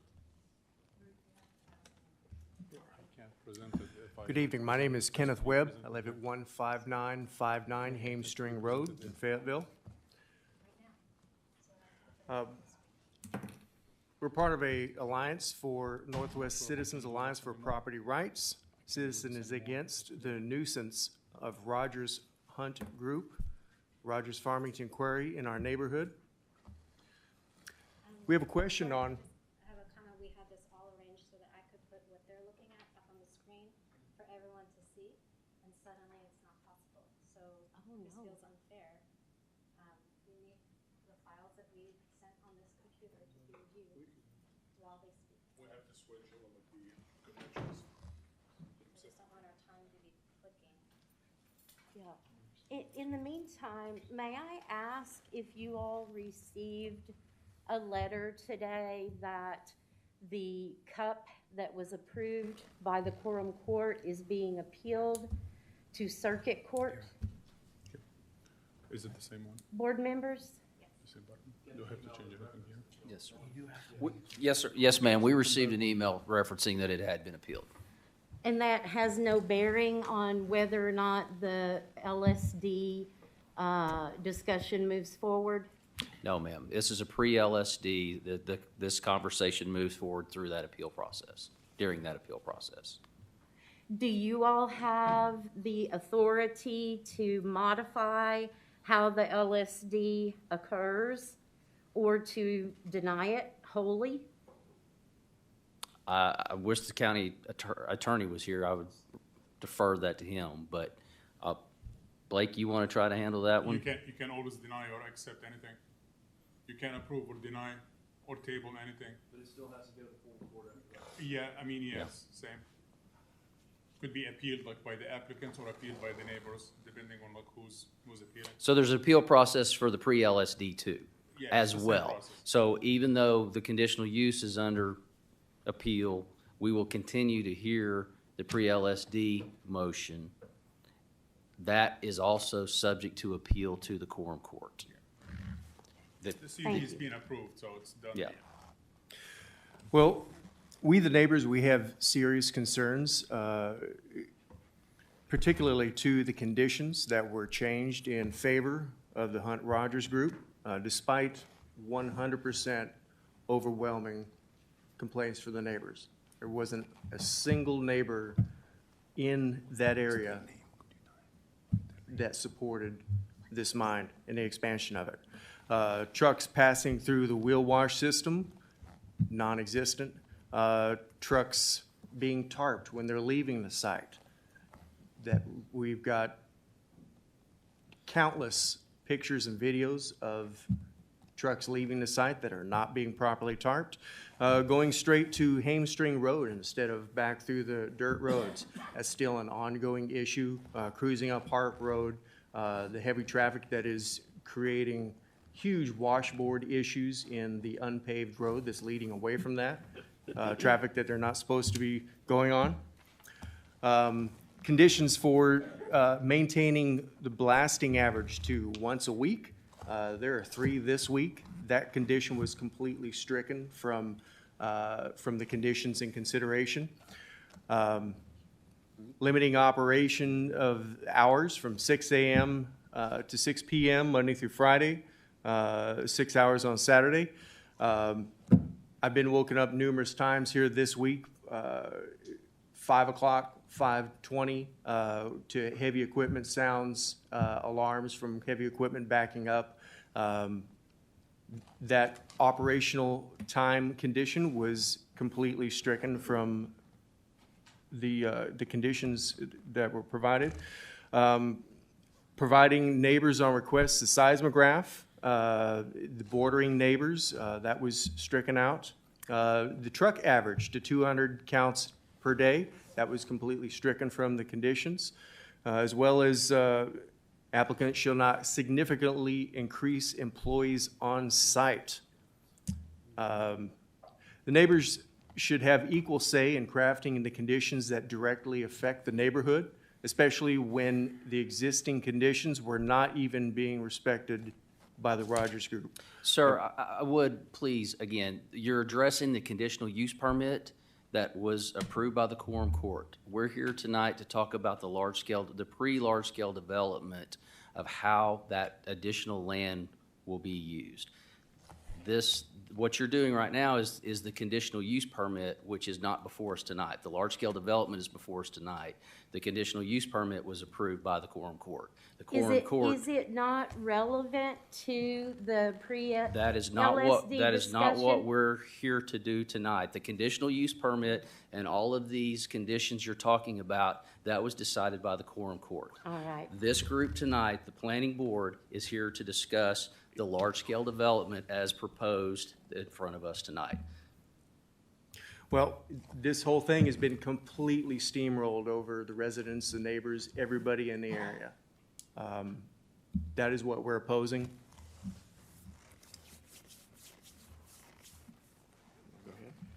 Yes, so, in considering, you guys say it's already decided, the cup has been approved by the quorum court.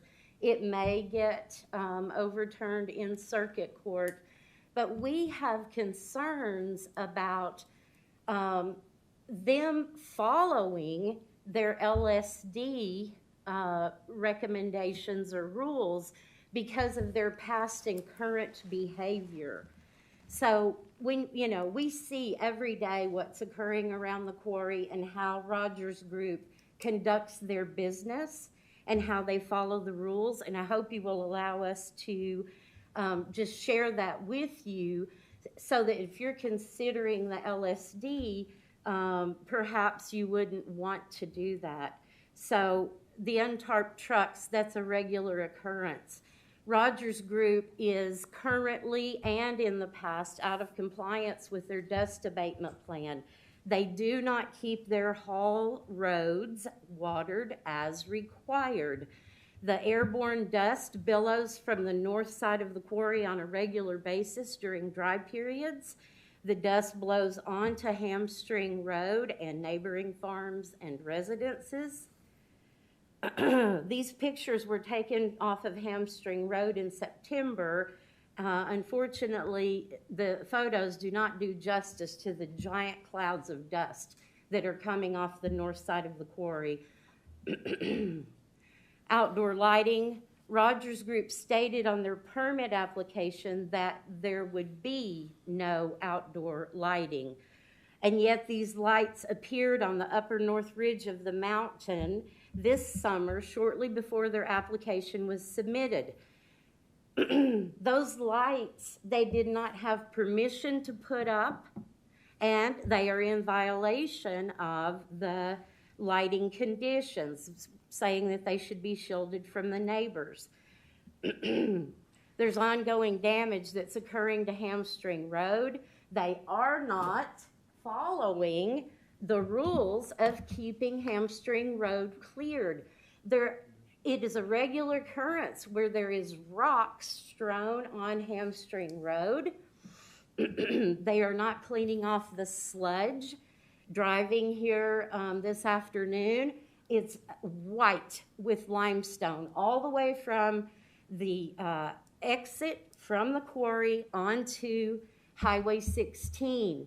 There is a recurrent theme here that this organization is already not following the rules with what they're currently allowed to do, and yet they're wanting to be able to do 107 acres. They have not shown to be responsible in following the rules already. They've been ignoring their current mining boundary limit permitted by ADEQ. On the north side of the quarry is the mountain that gives us some protection and buffering from what's going on in the current pit. This summer, they widened out a road coming over that northern mountain. One day, there were 27 dump trucks. Can you see those, Java? That were lined up in an area that's outside their current mining boundary over on the northern neighbor's side and even beyond their proposed screening that you guys, I hope, will hear more about or you've already looked at. They've been actively removing trees and overburden from this northern mountain ridge, exposing soil and creating erosion and visual eyesores for the neighbor. And they're taking down mature trees that acted as a pretty good natural buffer. They're not being responsible and they're not following the rules, ladies and gentlemen. Yeah, you can see this road that they cut on that side of the mountain. A year ago, it was a small, little two-lane ruts, and then all of a sudden it became about 40 feet wide with these dump trucks going up and down it. You can see from across the valley that they're not in their mind anymore when they're coming across this mountain. You know, what other regulations are they not following that we're not reporting to you? We're worried about them being in compliance, who is overseeing whether or not they are in compliance, and what is the recourse when they're not. You know, we've been told that the way that the county's looking into the quarry is only driven by complaints. There's something wrong with that. We can't expect that ADEQ monitoring certain aspects of their permits should be the only entity that's making sure that these guys are doing what they're supposed to do. You have some power to be able to deny the LSD, even at minimum to modify it so that it is not such an incredible burden on the people who live around this. You know, this is not a storage facility. This is blasting away a mountain day in and day out. They took away the hours of operation from the conditions, the number of times that they're allowed to blast. That is unfair. And they did it between the meeting here and the quorum court, and none of us were informed of that. We just got blasted with it, where they had drawn neatly the red lines through previous conditions. So I beg of you, you know, to really consider whether or not this company has been honest enough in the way that they've been operating, considerate enough of the neighbors for you to, in good conscience, allow this large-scale development on 107 more acres. Thank you for your time and consideration. Thank you. Appreciate it very much. Is it on?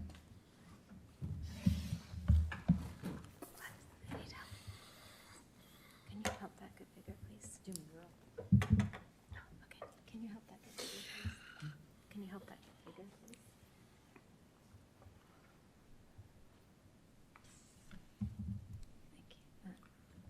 Thank you. Good evening. My name is Terry Davis Beaupre. I live on Beechnut Lane in Weddington Woods. I'm here because there's apparently a transparency problem. Tonight, 15 minutes ago, I just talked to Sam about maybe, possibly getting a list of people that have been notified about this. Every other person that I've talked to says that they can't get a list, and the only thing that we have is what you have in your packet. So when he told me what the number was, we're still lacking some. So I've heard that some property owners noted on a half-mile boundary map shown on page 6 of your packet did not receive proper notification. I'm here to inform you that many property owners within the 1/2 mile boundary that should have been shown are simply missing. Instead of completely doing someone else's job for them, I will show you omissions on the western boundary only. What you're looking at is an enlargement of the left side of the boundary map from your packet with the property owners within the Weddington Woods subdivision noted. This next map. Let me make a comment about this. The GIS system normally like condense whatever can fit within the view, so you won't be able to see 108 I understand. names. Yes. I counted what you told me earlier, and you're still lacking. It's not me, it's the system that does it. I It's can okay. email you It's okay. everything. It's all right. What you're looking at now, so you're looking at the enlargement. The next map was created today from Washington County Assessor's website, illustrating all property owners within the same subdivision who were omitted from the mailing list. That's a total of 16 parcels and 14 separate property owners. This next map, also created from this county assessor site, gives a measurement verifying a line that is a distance of 2,630 feet. You'll see it on the right-hand side. That's away from the Hunt Rogers property line. We all learned our measurements in grade school. 12 inches in a foot, 3 feet in a yard, 5,280 feet in a mile, etc. Just so you don't have to do the math in your head, 1/2 mile is equal to 2,640 feet. So a line perpendicular to the proposed rock quarry property at this measurement is well within the range of those who should have been notified. You don't have to have a degree in geosciences or be certified in Esri's ArcGIS program like myself in order to work this stuff. It's pretty straightforward. And these measurements have all been confirmed in Google Earth program, ArcGIS, and now the county's Maxar technology software. I could ask a question about why these particular persons were not on the notification list, particularly Lloyd and Virginia Hester, who are both handicapped and were afraid that they might not make it to a meeting. So you will see on the 34th page of your packet that they called in to the planning board to express their opposition to the expansion. I've also included a map, last one, measuring the extreme southeastern corner of the boundary, which shows how great pains were taken to include a property owner that is barely within range. So the integrity of this notification progress is called into question now. It's possible that it was all a big mistake. We are human after all. At this point, I will simply suggest that the responsible, mature, adult action be taken. In other words, if a mistake is made, you own it and fix it. Please see to it that the county ordinance is adhered to and that all of the proper residents and taxpayers are able to have a say in this matter. Thank you for your time. Thank you. All right. Anybody else want to make public I'm comment? over here. I have one. I'm sorry. My name is Jennifer. I live at 15959 Hamstring Road. I live right behind the quarry, and I'm one of the people that has to. Would you mind coming to I the... have to do my Okay, all right, go ahead. I'm one of the people that has to hear the incredible noise pollution every morning that is now, because of the limitations removed, starting as early as 5 in the morning. And I have a video to show you all to get a sense, a visceral sense of what this is really like for us. Again, please remember that the conditional use permit set those limitations. It's really not this important. room. This is from my bedroom window. 5 in the morning.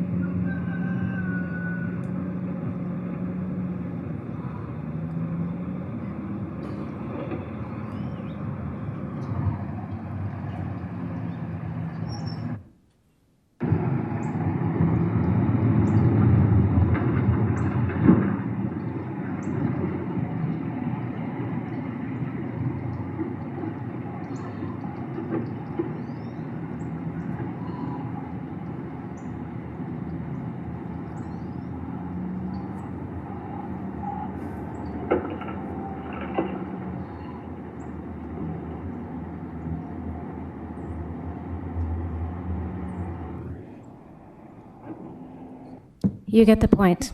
It's absolutely awful, and it is to have to live with that every single day in where we live. This is our home. This is what all of us have to deal with. It's an important part to recognize that one of the things that the gentleman said is that, oh, there's less people in the room, they're appeased with this. This isn't true. Our neighborhood has organized into the Northwest Arkansas Citizens Alliance for Property Rights, and we have more members growing every day on that Facebook group that shows that people are concerned. Every time these guys tell us how many people have opposed, at first it was 34, then it was 60, then it was 68, and they keep coming in. It's not stopping. We're not appeased, and we're not going to just live with this. You've got to help us to do what you have to do and to deny this tonight. Thank you. Thank you, appreciate it. Okay. Yes, sir. My name is, am I on? Yes, sir. All right, my name is Walter Ward. I live at 16365 Hamstring, and I realize it's been approved. I'm hoping that you can put some regulations on the improvement. What I'm hearing, the biggest thing is they're early in the day. We can't change that the appeals court said they can do it. But can you guys make it so that it's more livable? One of the things that I find to be very objectionable is that we live on Hamstring Creek Road. It's one of the most pristine, nice little creeks I live down by the bridge down there, and people sit on the bridge and look up at the waterfall and stuff on the creek, and there's nice, clean water, nice gravel, etc. And that creek runs right by the edge of their property. It's okay at the moment, but it's still suffering from some of the things that's happening. There is a blue line stream, a Corps of Engineers blue line stream that comes across the front of their property that's kind of ignored. But we want to make sure that they don't come over the top of the hill. If you look at the map that they gave us, and you're going to see that basically they're looking at one of the properties that they bought comes all the way to the base of the creek, and it's just within a couple of 100 yards of Hamstring Creek Road, or Hamstring Creek. And it's a very nice, clear creek. It's one thing when there, as the people say, when there was a vegetation barrier along the top of the hill to kind of keep the dust from blowing into the valley and into Hamstring Creek. They have currently, like they said, started taking care of that northeast corner where it came out and is very close to the road and into a small creek. But if you look over at the proposed new site, there's one spot where that property comes all the way down into a corner in the valley. Now, I'm not saying you should not, that they can't dig. I like business. I just don't think they have any reasons to come down the side of the hill into the valley and pollute a creek, causing court costs from Tulsa for pollution, causing court costs from the Corps of Engineers for problems with the creek. If they stay back on their side of the road is what I felt like maybe we could do something about. There's one plot of land that is absolutely, I don't see why they couldn't expand into it. But coming along the top of the creek and polluting the creek valley, I think you could actually limit as to what they can do. Now, I was not as proficient as these people, but yes, there are places where they say they give us 150 feet. But what they do is they take the topsoil and push it into a pile at the property border, and that 150 feet is to where they dig. But they create pollution all the way to the edge. And when they come to that part where, if you look at the map stuff that you just put out, you're going to see where their property line comes over the top of the hill and down. Another thing that we see out on our part of the property quite often is, well, here's the properties themselves, but the main thing that is an issue is if you look up at the top of the ridge right now, you see these mounds of dirt piled right to the top of the ridge. Now, those piles of dirt are just piles of dirt that every time it rains, it washes off, washes down the side of the mountain into Hamstring Creek. And I think that needs to be at least a concern to the court. Again, I don't know that you can do a thing about stopping them. I don't know that you should stop them. But I think that you need to do what you can to keep them under control. And I've got to admit, I agree with all of my neighbors. They don't honor anything. Back when they first started, they said that they would, I had problem with my well. And they said, we'll bring in a third-party consultant. Their third-party consultant was the guy that did all of their engineering for the blasting. There was no third party that was that would give us a chance. He would come out and put something on, but he was their blasting engineer. So you have to trust the people there. I have blown a tire on a rock on a truck already. Again, I don't think you can stop them, and I'm not sure that you should even stop them, but I think you should be able to at least maybe write in something that it'll be obvious when they don't do it. And maybe we can do something in the future on keeping them in line. And that's my part of it, and I would like to see Hamstring Creek stay clean. And with what they're doing right now, I really doubt that it will. And I do not like the noise. I live a little farther away, but I get the same noise. But price of progress, but what can we do? And what I'm asking you to do is consider what can you actually do to help limit some of the damage that this having been approved is going to create. And if you can do anything with that, I would appreciate it. Thank you, Mr. Thank you. Ward. Appreciate it.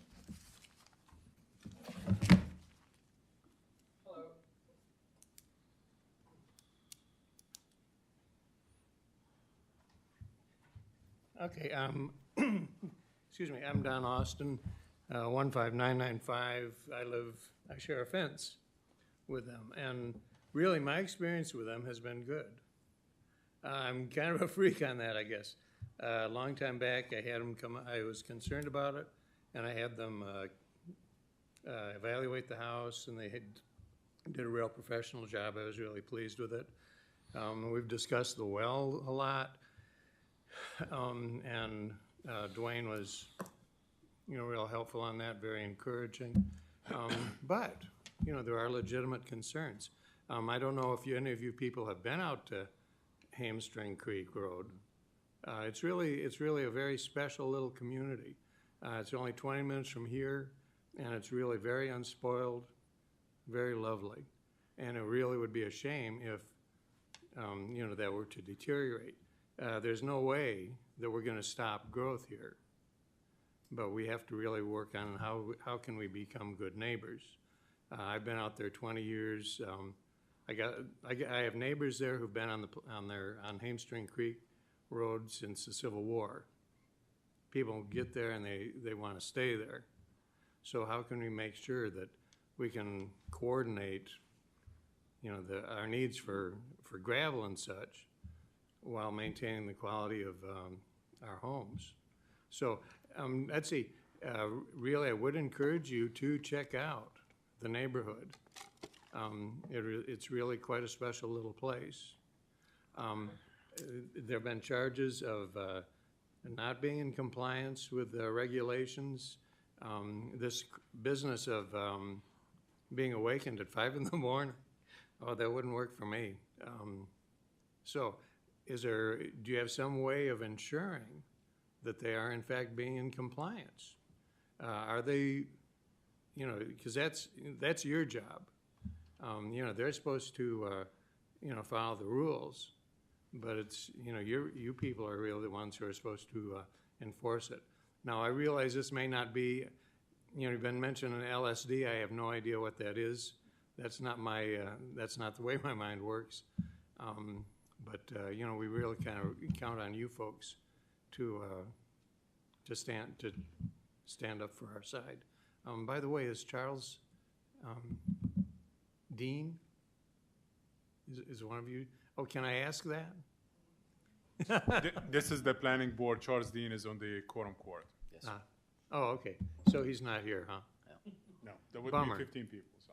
Oh, okay. Well, that would have been nice if he would have been, because this is his district. So, okay. Thank you. Thank you. Appreciate it, Mr. Austin.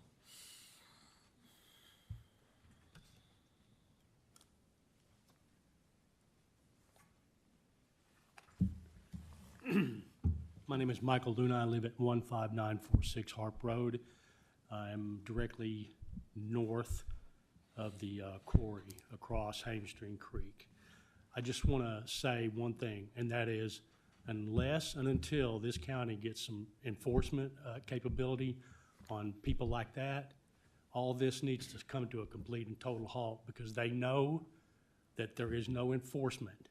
And so they basically can do whatever they want until enough complaints pile up and somebody with almost no authority is going to come out there and do that to them, which is nothing, and it doesn't help us. So until we get some enforcement in this county for these lawless types here, we could say whatever we want. We can put whatever we want to in any document, and then they will just trample it because they know there is no enforcement. And I have a feeling that's one of the reasons why they're, excuse me, in this county, because they know we don't have enforcement, none. And like I said, until that changes, all this businesses like this need to be told to just cool their heels until we find a way to enforce the rules that we're gonna put on them. Because right now, we don't. We don't have any way to enforce them. And that's a really sad situation. Thank you. Thank you, sir. Appreciate it. Anybody else want to make public comment? Ma'am, One I'm more sorry. quick You've comment? already made public comment please, once. it's limited directly once. about the LSD It's limited. paperwork. It's limited once per Okay. person per time. Thank you. Anybody else want to make public comment on this matter?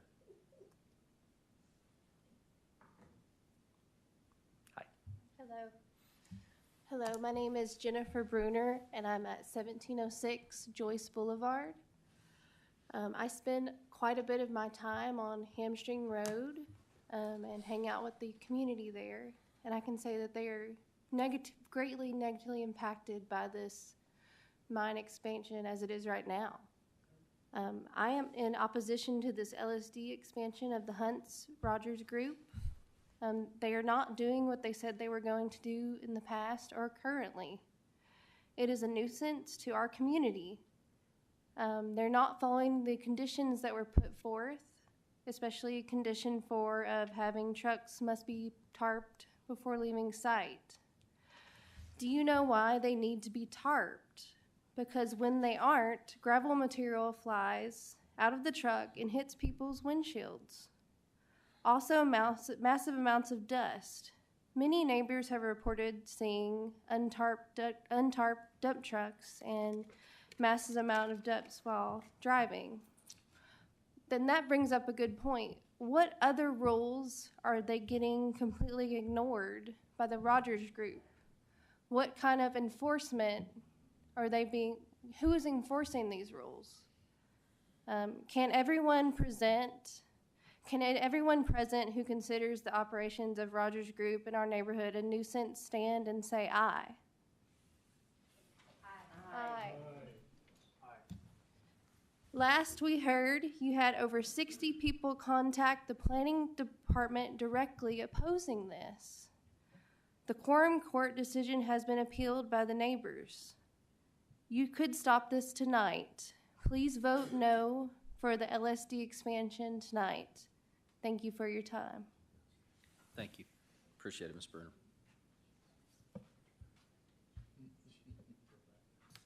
Okay, anybody else want to speak? All right, I'll close the public comment. Bring it back to the applicant, please.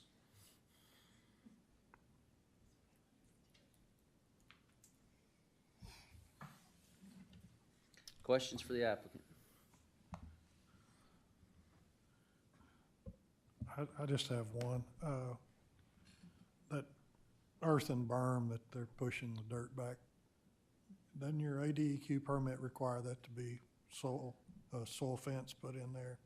Yeah, I wanted to respond to a couple of thoughts in Okay. the gentleman's comments. Both were very good. We do have an ADEC permit that does not allow us to discharge water off of the site without doing the proper silt fencing or seeding or sodding or whatever that is. So obviously, the day you do some work like that, you need to get it dealt with soon. I don't know exactly what the situation of any given area where we've disturbed the property is, but yes, there is a permit, and if there's ever a situation where they think we've got water leaving our site with sediment in it, then ADEC is one call away.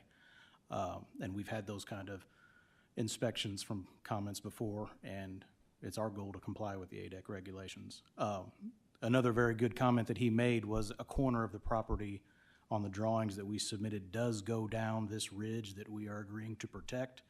And the condition that we've placed on ourselves of the 150-foot buffer will need to be complied with in the final plans. That corner will not be disturbed. It will not be part of the mine.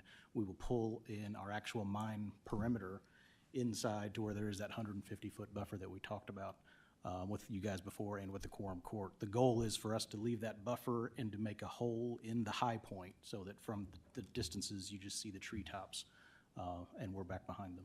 Well, is the stripping being put behind the 150-foot boundary, or is it put within it? I'm not sure where those pictures were taken at this Okay, point, well, to be honest with you. I thought maybe you would know. Okay. Okay, other questions? There was some things said about the blasting, and you yourself said that it affects different people differently, and I agree with that. Yes. Is there a limitation on the time of day that this blasting can happen? And if there is, are you following it religiously, or is there none? Well, at this point, to be clear, this is a continuation of the conditional use process and the application process that does include these restrictions on our operating hours. Before that, there were no restrictions on our operating hours. So these are in place. I don't believe we're blasting on the weekends. It's after, afternoon on Saturdays and all day Sunday. I don't believe that we're violating the rules that we are talking about now, these conditions. But the conditions, to be clear with some of the folks that said that the hours of operations were removed, they were removed and they were replaced with a different condition. What was removed was the 6 to 6 during the week. So the being done by noon on Saturday and not working on Sundays and not working on holidays is still in the condition list. So the 6 to 6 is not valid The 6 to anymore? 6 was removed to get consistent with what we've got at Springdale. These are the same conditions we have up at Springdale. Am I not hearing correctly? It's like they could do it at 4 in the morning and blast at 4 in the morning? No? That, again, And I know that's not it's germane the to the conditional use CUP, permit but do we has wanna one set of expand that? conditions. We have a set of conditions on your packet. It starts on page 35, and 36 are the recommended conditions of approval for this LSD. If I may, real quick, I'd like to speak to that last.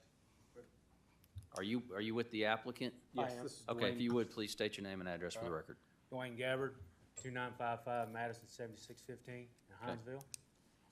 Currently, production manager for Rogers Group and Hunt Rogers Materials. I'd like to speak to the blasting piece of it specifically. There is rules on blasting daylight to dark as far as federal government and Arkansas Department of Labor, or ADQ. Arkansas. Yeah, regulations is basically daylight to dark, right? We don't shoot,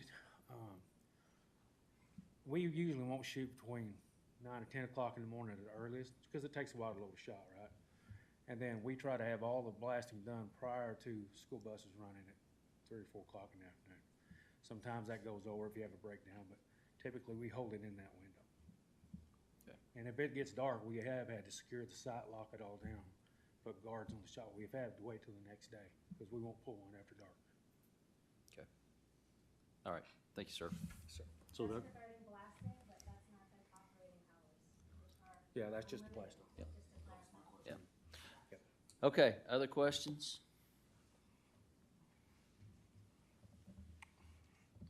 Thank you, sir. To the board for action. Are we allowed to ask questions of the applicant? No, ma'am, the public hearing part of this has closed.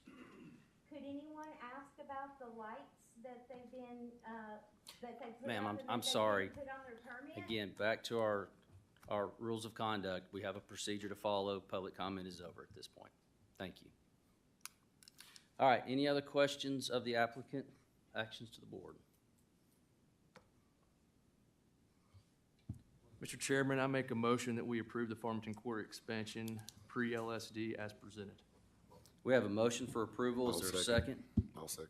We got a motion and a second. Let's do roll call, please. Joe Maynard? Yes. Maria Banks? Miss Maria? No. Lisa Miller? Yes. Jay Piercy? Yes. Neil Helm? No. Philip Humbard? Yes. Lauren Shackelford? Yes. So it'd be 1, 2, 3, 4, 5. 5 against, 5 to 2 2. pass. Okay. I thought Ms. Miller was supposed to abstain. She recused last time. Thank you for your time. Appreciate it very much. Thank you. There's an appeal process. You can be happy to contact the county. They can walk you through an appeal process at this point. Okay. Let's move on. Is that it? Okay. Let's not Next move on. on the agenda is other business. Discussion of current development and planning department activities. A reminder of upcoming planning board meetings. Yeah, Blake? we're working on like updating the code as much as we can. So we're working with the codification company, and we're working with the attorney at the moment. So next meeting would be February 23rd, and the following one will be March 30th. And we'll keep you posted with like the agenda and everything as normal. All right. Appreciate it very much. Thank you. Thank you for the new Motion board to- members. motion to adjourn. Appreciate you guys joining and willing to serve. Motion to adjourn. Motion to adjourn. All right. All those in favor, stand up. Thank you. Appreciate everybody. That's my line.